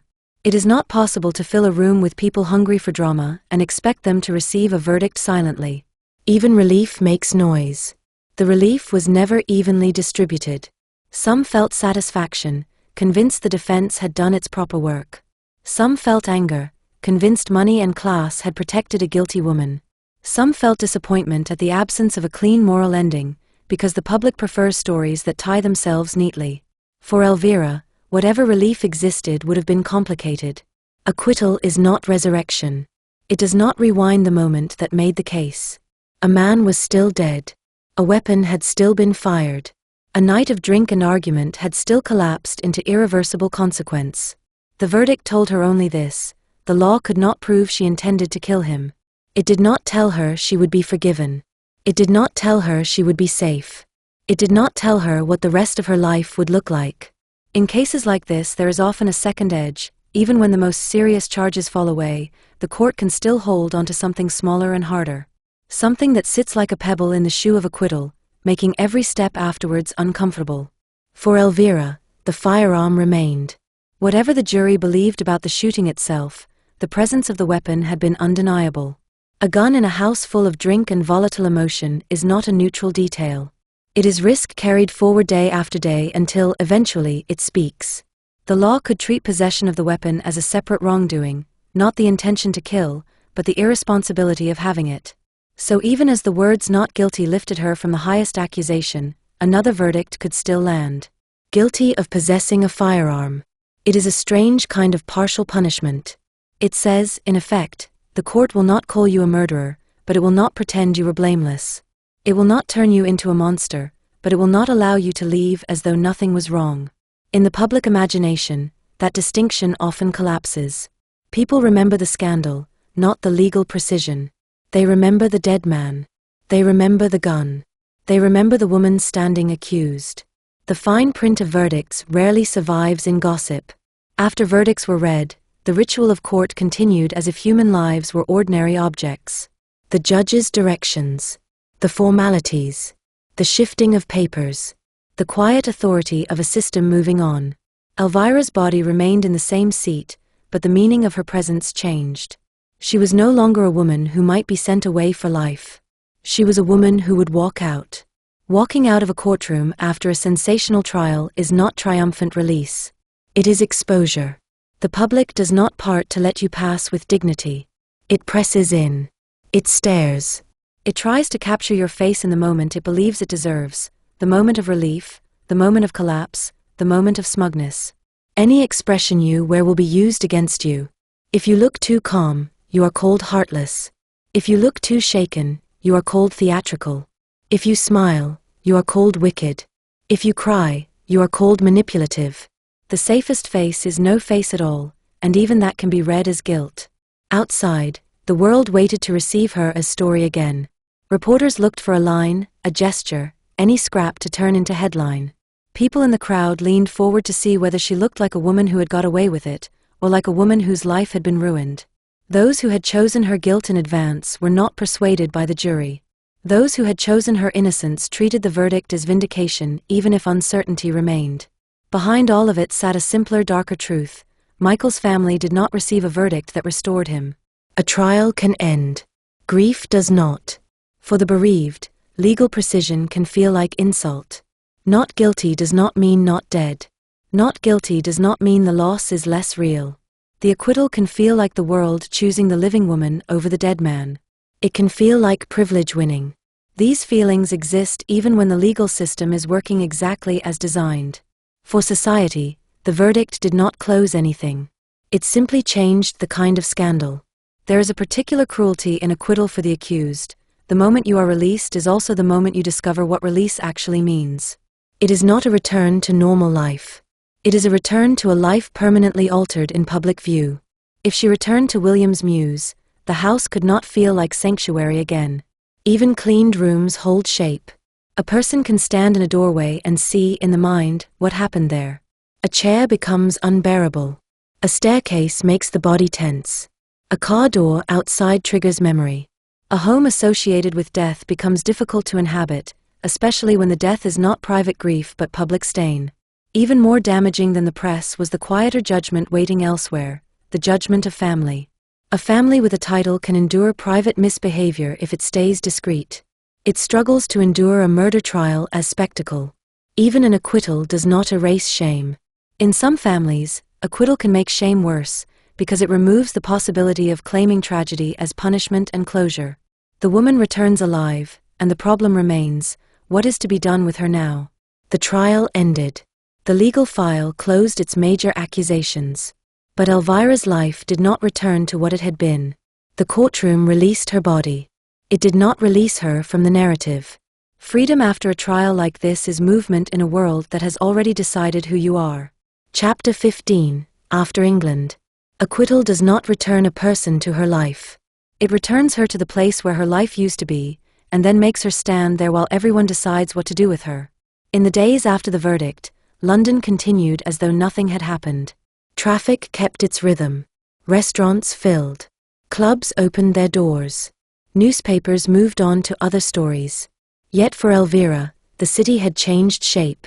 Streets that once felt like belonging now felt like corridors lined with eyes. Every familiar doorway carried the question of whether she would be welcomed or quietly turned away. Every conversation carried the possibility of a sudden pause, someone remembering, someone re-evaluating, someone deciding that proximity had become dangerous. A court can say not guilty and still leave a person socially condemned. In certain circles, acquittal becomes another kind of offense, proof not only that a life has gone wrong, but that the wrongness has escaped punishment. There are people who cannot tolerate that. They need the world to be tidy, and for them the only tidy ending would have been conviction. When the ending is not tidy, they make their own. Elvira was no longer merely unconventional. She was the woman from the trial. Her name came with a scene attached to it, and scenes spread faster than nuance. People did not have to say murder out loud. They could say that business, that terrible affair, the Muse case. A raised eyebrow did the rest. The story traveled in small gestures, a glance exchanged across a dinner table, a tightening of a hostess's smile, a friend who promised to call and did not. Some people would have reached out. Not everyone turns away from scandal. Scandal attracts those who enjoy danger at a distance, and it attracts those loyal enough to believe the law's refusal to convict should mean something. It also attracts opportunists who want a place in the story. They come with sympathy that feels slightly performative, curiosity disguised as care. But kindness after a trial can have a bite. It arrives laced with expectation, gratitude, humility, reform.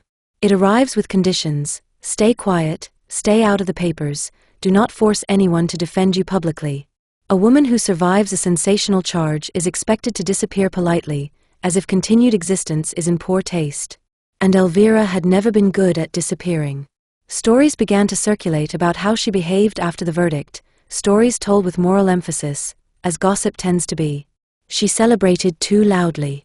She seemed unrepentant. She looked too pleased to be free.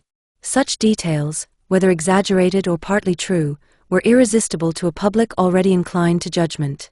In a world that trained her to meet scrutiny with bravado, it was possible she reached for bravado again. A frightened person sometimes chooses defiance because defiance is the only way to keep fear from swallowing her. Defiance, however, is expensive. It costs friends. It costs invitations. It costs whatever fragile sympathy scandal leaves behind. The most decisive cost came from family. A titled household can endure many kinds of misbehavior if it remains discreet. It cannot easily endure a murder trial as public spectacle. The Old Bailey does not merely expose a person, it exposes a household. It attaches the family name to words that cannot be scrubbed from record. Even acquittal does not erase the shame, because shame is not logical. Shame is social. In such families, the instinct is to control damage by controlling proximity. Distance can be presented as moral disapproval. It can also be presented as protection, protecting the household, protecting other children, protecting business relationships. A family does not need to speak cruelly to be cruel. Silence is enough. Withdrawal is enough. Elvira's family disowned her. Disownment is often imagined as a dramatic scene, raised voices, tears, a final slammed door. In reality, it can be quieter and more devastating. It can arrive as a letter that says little. It can arrive as instructions delivered through intermediaries, lawyers, family friends, people whose job is to keep emotion out of the transaction. It can arrive as the sudden discovery that the household will not receive you, that the servants have been told what to say, that your name is now handled as if it belongs to someone else. Disownment is not only about shame. It is about control. It is a way for a family to declare to the world, this is no longer ours. It is reputation management dressed as morality. Once the family closed ranks, many others followed. Not always out of hatred. Often out of understanding. People in such circles are skilled at sensing which way power is moving, and they move with it. When a powerful family withdraws support, it signals that continuing to associate with the disgraced person is not merely impolite. It is risky. London is full of doors. After the trial, more of them closed. There is also the matter of money, which shapes exile as much as emotion does. A woman can survive social coldness if she has independent wealth and the temperament to live quietly. But Elvira's life, her chosen life, had been built around movement, nights, rooms full of people, a style of living that requires funds. If family support was reduced or withdrawn, the practical ground beneath her shifted. Even for the wealthy, money is never simply money. It is permission. Without permission, a certain kind of life collapses quickly. She was still married on paper to John Sterling Barney. The marriage, already hollowed by separation and distance, lingered as awkward fact. When the marriage ended formally, it removed even the thin veil of respectability that Mrs. provides. Her identity became even more precarious, not safely placed as wife, not safely protected as daughter, not safely embraced as widow, but simply a woman on her own with a notorious name. London is not kind to notorious women who refuse to be punished or redeemed. At some point, staying would have become intolerable. Even if she tried to remain, she would have lived under constant social friction. Every outing carried the risk of being recognized, not warm recognition, but sharp recognition of notoriety. People glance twice. People whisper. People stare too long. People decide in seconds that you are fascinating or disgusting. Some approach just to say they saw you. Some avoid you as if looking too directly might implicate them. To be known for a death is to be followed by it. So she left England. Leaving did not require drama. It could be done with a trunk and a ticket, with a departure time to avoid attention. It could be framed as travel, as rest, as the natural retreat of a woman exhausted by trial. The story could be dressed as holiday. But beneath the dressing, leaving was exile. The Channel crossing is short, but psychologically it can be enormous. England recedes quickly. The shore becomes a thin line. A person watches it go and feels the strange mix of relief and loss. Relief that eyes will not follow her for a few hours, loss because familiarity is being abandoned along with judgment. France offered something England could not, space. Not space in the physical sense. Paris can be crowded, loud, relentless, but social space. In another country, her name meant less to strangers. The British papers could still reach across borders, but the everyday gaze of London society could not follow her into every café and hotel lobby.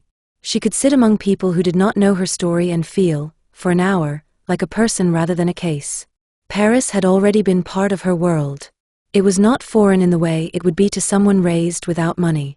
It was a familiar playground for the wealthy and restless, a city where English voices floated through the night and where expatriate circles recreated a softer version of home. In those circles, scandal could sometimes be held at a slight distance, treated as gossip rather than contamination. But Paris does not cure a person. It only changes the scenery around her habits.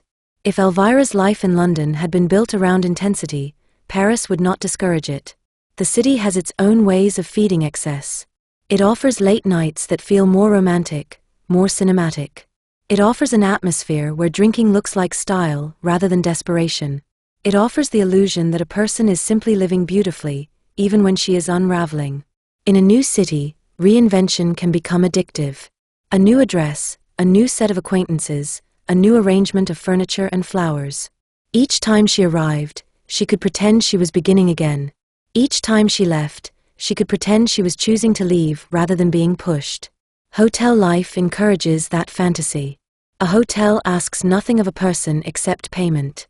It does not ask her to sustain friendships or build a future. It offers anonymity disguised as luxury. It offers staff who call you politely by name and never ask why you are alone. It offers rooms that can be abandoned without consequence. For someone whose last fixed address had become a crime scene, hotels might have felt safer than permanence. Yet hotel living also carries loneliness. There is no true home in it, only a series of temporary shelters. Suitcases become more familiar than cupboards. The person begins to exist in perpetual transition, which feels like freedom until the body realizes it is never allowed to rest. In the years that followed, the pattern of her life narrowed. The exciting freedom of France could begin to feel like drift. The anonymity that felt like relief could begin to feel like isolation. Reinvention that once felt thrilling could become exhausting, because reinvention requires energy and belief, and both run out. On Christmas Day 1936, she would be found dead in a Paris hotel room. That fact sits at the end of the story like a closed door. But before that door closed, there were years of living in the shadow of acquittal, years where punishment was not prison, but the slow narrowing of belonging. England did not hold her. It pushed her away, and she went, taking her notoriety with her like a coat she could not remove. Chapter 16, Paris, Lost Rooms. Paris has a way of making certain kinds of drifting look like style. In London, a woman with a notorious name cannot walk into a room without the room reacting. Even when people say nothing, the air changes. A glance travels. A silence briefly forms, then is filled too quickly. The woman becomes an event rather than a person. In Paris, at least at first, the event softens. The language is different. The social codes are different. The city is accustomed to strangers arriving with secrets, and it does not demand explanations at the door. That is the seduction of exile. It feels like anonymity, even when it is not. Elvira's Paris was not the Paris of postcards. It was the Paris of hotels and late suppers, of English voices floating through lobbies, of people who had come to the city for freedom and discovered that freedom, without structure, can turn into something that resembles falling. It was the Paris that welcomed those who could pay and asked no further questions. A hotel does not care why you are alone. It cares only that the bill is settled and that the staff can keep the room quiet enough for the neighbors. If she arrived believing she could begin again, Paris encouraged that belief. A new city offers the illusion of a clean ledger. The streets are unfamiliar. The faces are unconnected to the past. A person can take a seat at a cafe and feel, for an hour, like the story has not followed. She can order a drink and be served without the faint hesitation London might show. She can dress well and be looked at as a woman rather than as a case. But a ledger is only as clean as the hand holding it. A person does not leave herself behind at the border. Elvira carried the trial with her in ways the city could not erase. She carried it in the way her body reacted to authority, a uniform, a stern voice, a sudden question from a stranger. She carried it in the way she learned to scan rooms quickly, to locate exits, to decide whether the mood was safe. She carried it in her sleep, if she slept, because nights that end in catastrophe do not stop replaying simply because scenery changes. She carried, too, the habits that had led her into the Muse house life in the first place, the appetite for late hours, the reliance on noise, the belief that if the night is made bright enough then the morning can be avoided. Paris is generous to that appetite. The city offers dinners that begin when other places are preparing for bed. It offers places where drink is treated as culture rather than weakness. It offers romance of movement, streets that invite wandering, lights that make even exhaustion look cinematic. A person can live in hotels and tell herself she is merely traveling, merely taking time, merely enjoying freedom. Hotel life makes drift look deliberate. A hotel room is a strange kind of shelter. It is private, but not personal. It is clean, but not comforting in the way a home is comforting. It has the shapes of domestic life, bed, chair, lamp, bathroom, but none of the history that turns a room into belonging. You can shut the door and be alone, yet you are always surrounded by other doors, other strangers behind walls. You can call for service, yet the service comes with unspoken distance, politeness without intimacy. For someone whose last home had been publicly invaded, by police, by press, by legal narrative, a hotel could feel safer. It could feel like control. If the room becomes unbearable, you can leave. If memory presses too hard, you can change addresses. You can pack a suitcase and move, as if movement itself is a solution. Movement is only a pause, not a cure. Over time, a person living this way can lose continuity. Days blur. Weeks become a series of arrivals and departures. The rituals of ordinary living, shopping, cleaning, planning, fall away. The future becomes abstract. Life becomes composed of nights. And nights, when relied upon too heavily, become hungry. The people who gather around a woman in exile are rarely stable. Some are expatriates, English men and women who treat Paris as a playground, who bring gossip from home and share it over drinks. Some are locals who enjoy the glamour of foreign money and foreign scandal. Some are hotel acquaintances, faces in corridors, people who nod politely, companions for an evening who vanish the next day. In such circles, loyalty is thin. So is truth. If Elvira continued to be drawn to intensity, she would have found it easily. Paris supplies distraction. New rooms, new faces, new invitations. A person can build a life out of temporary connections and persuade herself this is freedom. The danger is that temporary connections rarely hold a person when she falls. If she drank heavily in London, France did not cure that. Alcohol becomes a way to flatten fear and shame into something easier to carry. It makes nights bearable. It makes loneliness less sharp. It also makes memory less reliable, which can be a mercy when memory is painful. But alcohol does not only numb. It erodes. It loosens control, deepens despair, and creates a cycle in which the morning becomes unbearable and the evening becomes necessary. A person can begin drinking to survive, and then find she is drinking to survive the drinking. From the outside, her life in these years grew quieter in record. This does not necessarily mean it grew quiet in reality. It can mean the world's attention moved on. Scandal fame is unstable. It burns and cools. The public turns to the next sensation. A woman who once filled headlines becomes, within a few years, an old scandal, still remembered when convenient, but no longer chased with the same hunger. Cooling can feel like mercy. It can also feel like abandonment. For a person who has used attention as oxygen, the loss of it can be suffocating. She might respond by trying to recreate intensity, drinking harder, seeking out people who will still watch. Or she might collapse inward. Both are forms of desperation. The truth is that a person can survive the headline storm and still be ruined by the quiet that follows. Hotel living becomes bleaker in the quiet phase. In the beginning, a hotel feels like choice. Later, it can feel like nowhere. Staff remain polite. Rooms remain clean. Sheets are changed. But the person begins to realize that no one truly knows her, and that the city will continue whether she wakes or not. A person in that state becomes careless with herself. Carelessness does not always look dramatic. Sometimes it looks like not eating properly, letting days slip. Sometimes it looks like sleeping through afternoon, waking into twilight already anxious, drinking to catch up with the night, repeating. Sometimes it looks like taking risks, emotional, physical, simply to feel something sharp enough to cut through numbness. In such a life, a person can also become more vulnerable to sedatives and medicines used to force sleep or calm nerves.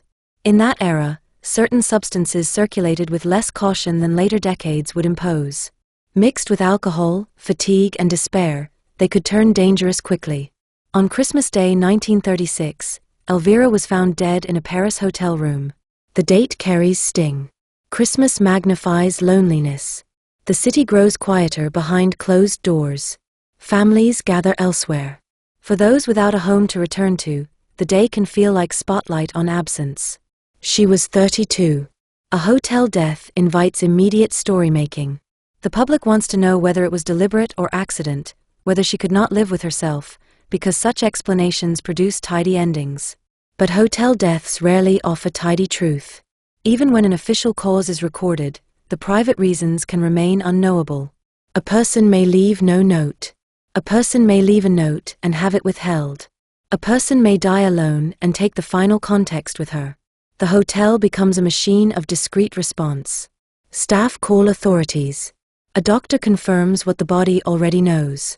There is paperwork. A quiet closing of a door. Other guests are kept away from the corridor. The hotel returns to normal as quickly as it can, because hotels are designed to absorb strangers' tragedies without becoming permanently changed by them. News traveled back to England, because it always would. English papers could not resist the return of old scandal, now neatly closed by mortality.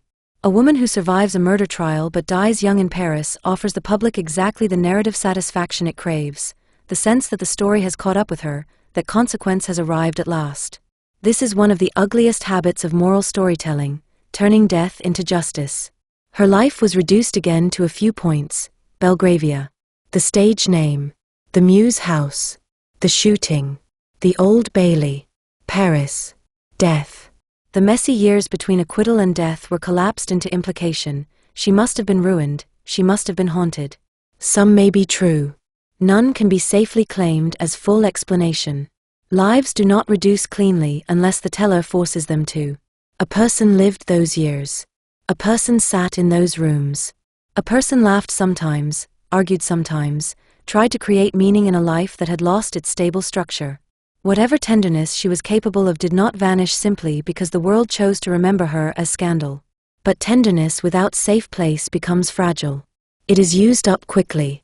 After her death, the world did what it often does when an exiled person dies: it reclaimed the story without having to take responsibility for the life. Those who had turned away could express polite sorrow. Those who had condemned her could feel confirmed. Those who had been fascinated could enjoy the final chapter. Those who had truly cared, if any still did closely, would have faced grief the public did not see and did not require. The hotel room, once the body was removed and the paperwork completed, became simply another room again. New sheets. New guest. The city continuing. Paris does not pause for individual tragedy. It absorbs and moves on. Elvira, who had once been the center of fashionable rooms, ended in a room designed to be replaceable. The legal story ended years earlier, in the courtroom. The social story ended in London's withdrawal. The human story ended in Paris, on a day when many people were gathered elsewhere, pretending the world was safe. Chapter 17. What remains? After death, a person's life becomes easier for other people to manage. Not easier in the sense of kinder, but easier in the sense of simpler. The living are inconvenient. They continue, they contradict, they refuse to fit neatly into the moral frame society prefers.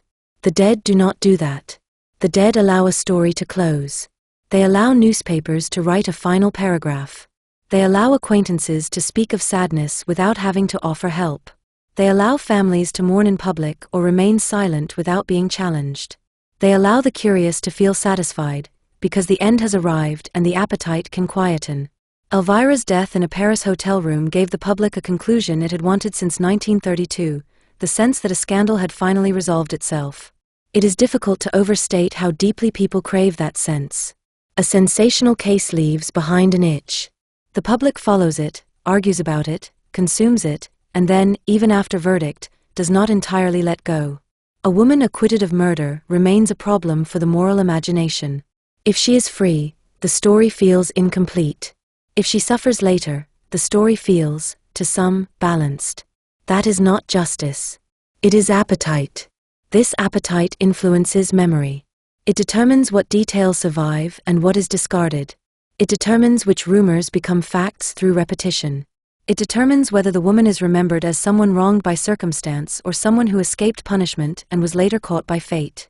In Elvira's case, the record left behind is uneven.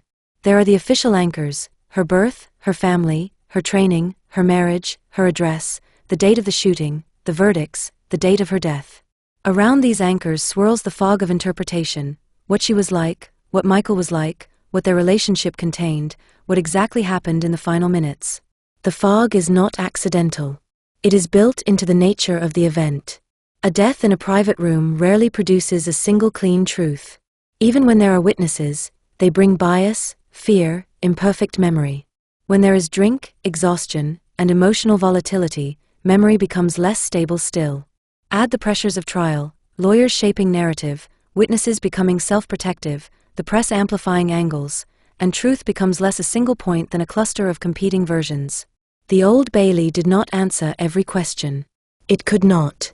It answered only the question law is designed to answer: could the prosecution prove, beyond reasonable doubt, that Elvira intentionally killed Michael? The answer was no. That legal answer has weight. But it is not a final moral answer. It is not an emotional answer for those who loved the dead man. It is not a social answer for a public that treats trials as entertainment and verdicts as points in argument rather than careful conclusions. So what remains is not certainty. It is a case that functions as lens. It is a lens on class. Class in this story is not background decoration. It shapes everything. Elvira's life was possible because of money, the independence of living in Knightsbridge, the ability to host, the ability to drift in fashionable rooms, the ability to survive scandal as long as she did. Even the trial itself was shaped by class. A woman from a poorer background might not have had access to the same caliber of defense. She might not have been framed in the same language. She might have been punished more quickly and more harshly. This is not to say class guarantees escape. It did not. Elvira did not emerge untouched. But class changed the terms of judgment and changed the tools available to her. Class also shaped public reaction. The public enjoys watching wealthy people fall. It enjoys the sense privilege has been humbled. Yet it also remains fascinated by privilege even while condemning it. A scandal involving the wealthy is always both moral warning and voyeuristic pleasure. People scold the lifestyle while reading every detail with hunger. The case is a lens on gender. A woman accused of killing a man enters a courtroom already burdened by script. Women are expected to be passive, nurturing, controlled. When a woman is violent, or even suspected, she is treated as doubly wrong, wrong for the act and wrong for violating womanhood. The public asks not only what did she do but what kind of woman does that. This leads to particular cruelty in how female defendants are described. Their appearance is noted. Their sexual history becomes relevant in ways it rarely does for men. Their emotional presentation is scrutinized.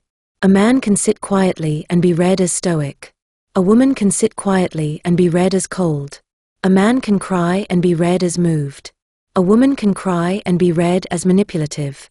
There is no safe way for a woman to be seen once accused. Public sympathy is conditional. A woman may gain sympathy if she can be placed firmly in the category of victim. But if her lifestyle is seen as immoral, late nights, drink, lovers, sympathy thins. The public is willing to feel sorry for a woman who is good. It is less willing to feel sorry for a woman who is complicated. Elvira was complicated. The public struggled to hold complexity without forcing her into villain or victim. The verdict did not force the public to accept nuance, it forced the law to. The case is a lens on the relationship between law and story. Courts do not simply discover truth. They construct what can be proven. They are limited by rules of evidence, by what witnesses say, by what is recorded, by what can be argued without prejudicing jury. Court is not laboratory. It is human arena. It is shaped by rhetoric, by performance, by the emotional atmosphere in which facts are received. A good advocate can make uncertainty feel like certainty and certainty feel uncertain. A skilled cross-examination can dismantle confidence and leave jury unsure of what it heard. Truth may still exist beneath these performances, but the court is not judging truth in abstract. It is judging what can be established through available evidence and human testimony. In this case, the defense succeeded in making doubt plausible. That is the system working as designed. When stakes are life and liberty, doubt is meant to protect. But legal protection can feel, to the bereaved, like betrayal. Not guilty does not mean not dead. It can feel as though the dead man has been given less weight than the living woman. It can feel as though privilege has been rewarded. These feelings exist even when the system is doing what it is meant to do. The case is also a lens on the culture that produced it. The bright young things era is often remembered through photographs and witty anecdotes, young aristocrats in costume, parties staged as performance, glittering irresponsibility.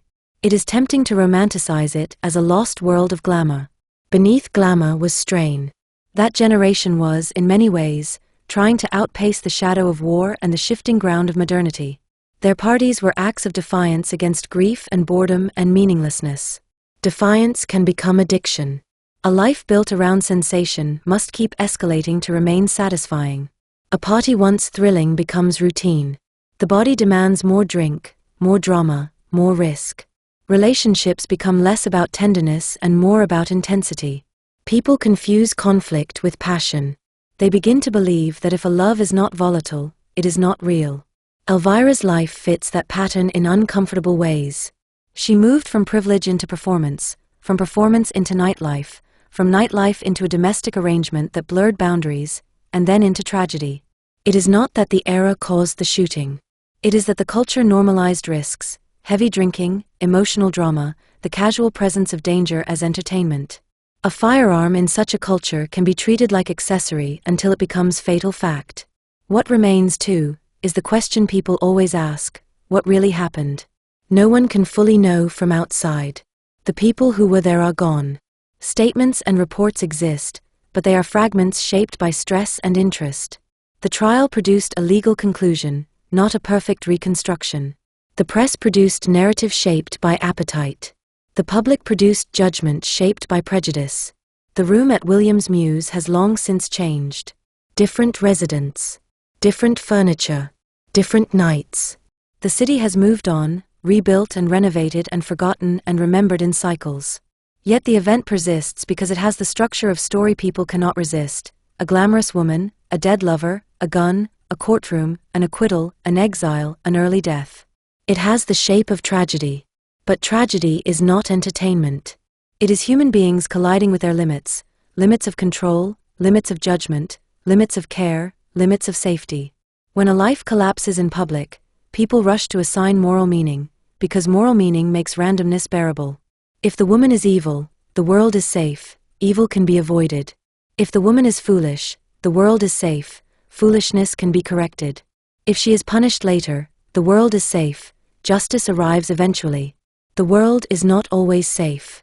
Sometimes a drunk argument meets a weapon and a life ends.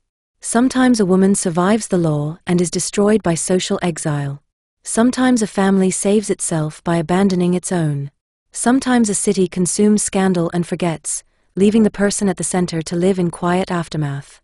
What remains of Elvira is not a simple lesson. It is a cluster of uncomfortable truths. Privilege protects and pressures. Attention intoxicates and erodes. Women are judged not only for acts, but for what they are imagined to be. Courts decide proof, not always truth. The public's hunger for moral endings can be cruel. And the small brutal fact remains beneath all glamour: someone died, and everyone who survived had to live with the echo. Elvira's story is often told as anecdote of an era, a glamorous scandal with a grim edge. But to leave it there is to treat her as character rather than person, and to treat Michael's death as plot point rather than loss. A person lived those years. A person sat in those rooms. A person laughed. A person feared. A person made choices that were sometimes reckless and sometimes ordinary. A person was not always the same person from one hour to the next. The law did not call her a murderer. The public often did, quietly. The public then moved on. The public always moves on. The most honest thing that can be said is also the least satisfying: the story is not neat. The Mews house remains. The court record remains. The photograph of a young woman remains. The name remains, attached forever to one morning. And behind it all, what remains is the echo.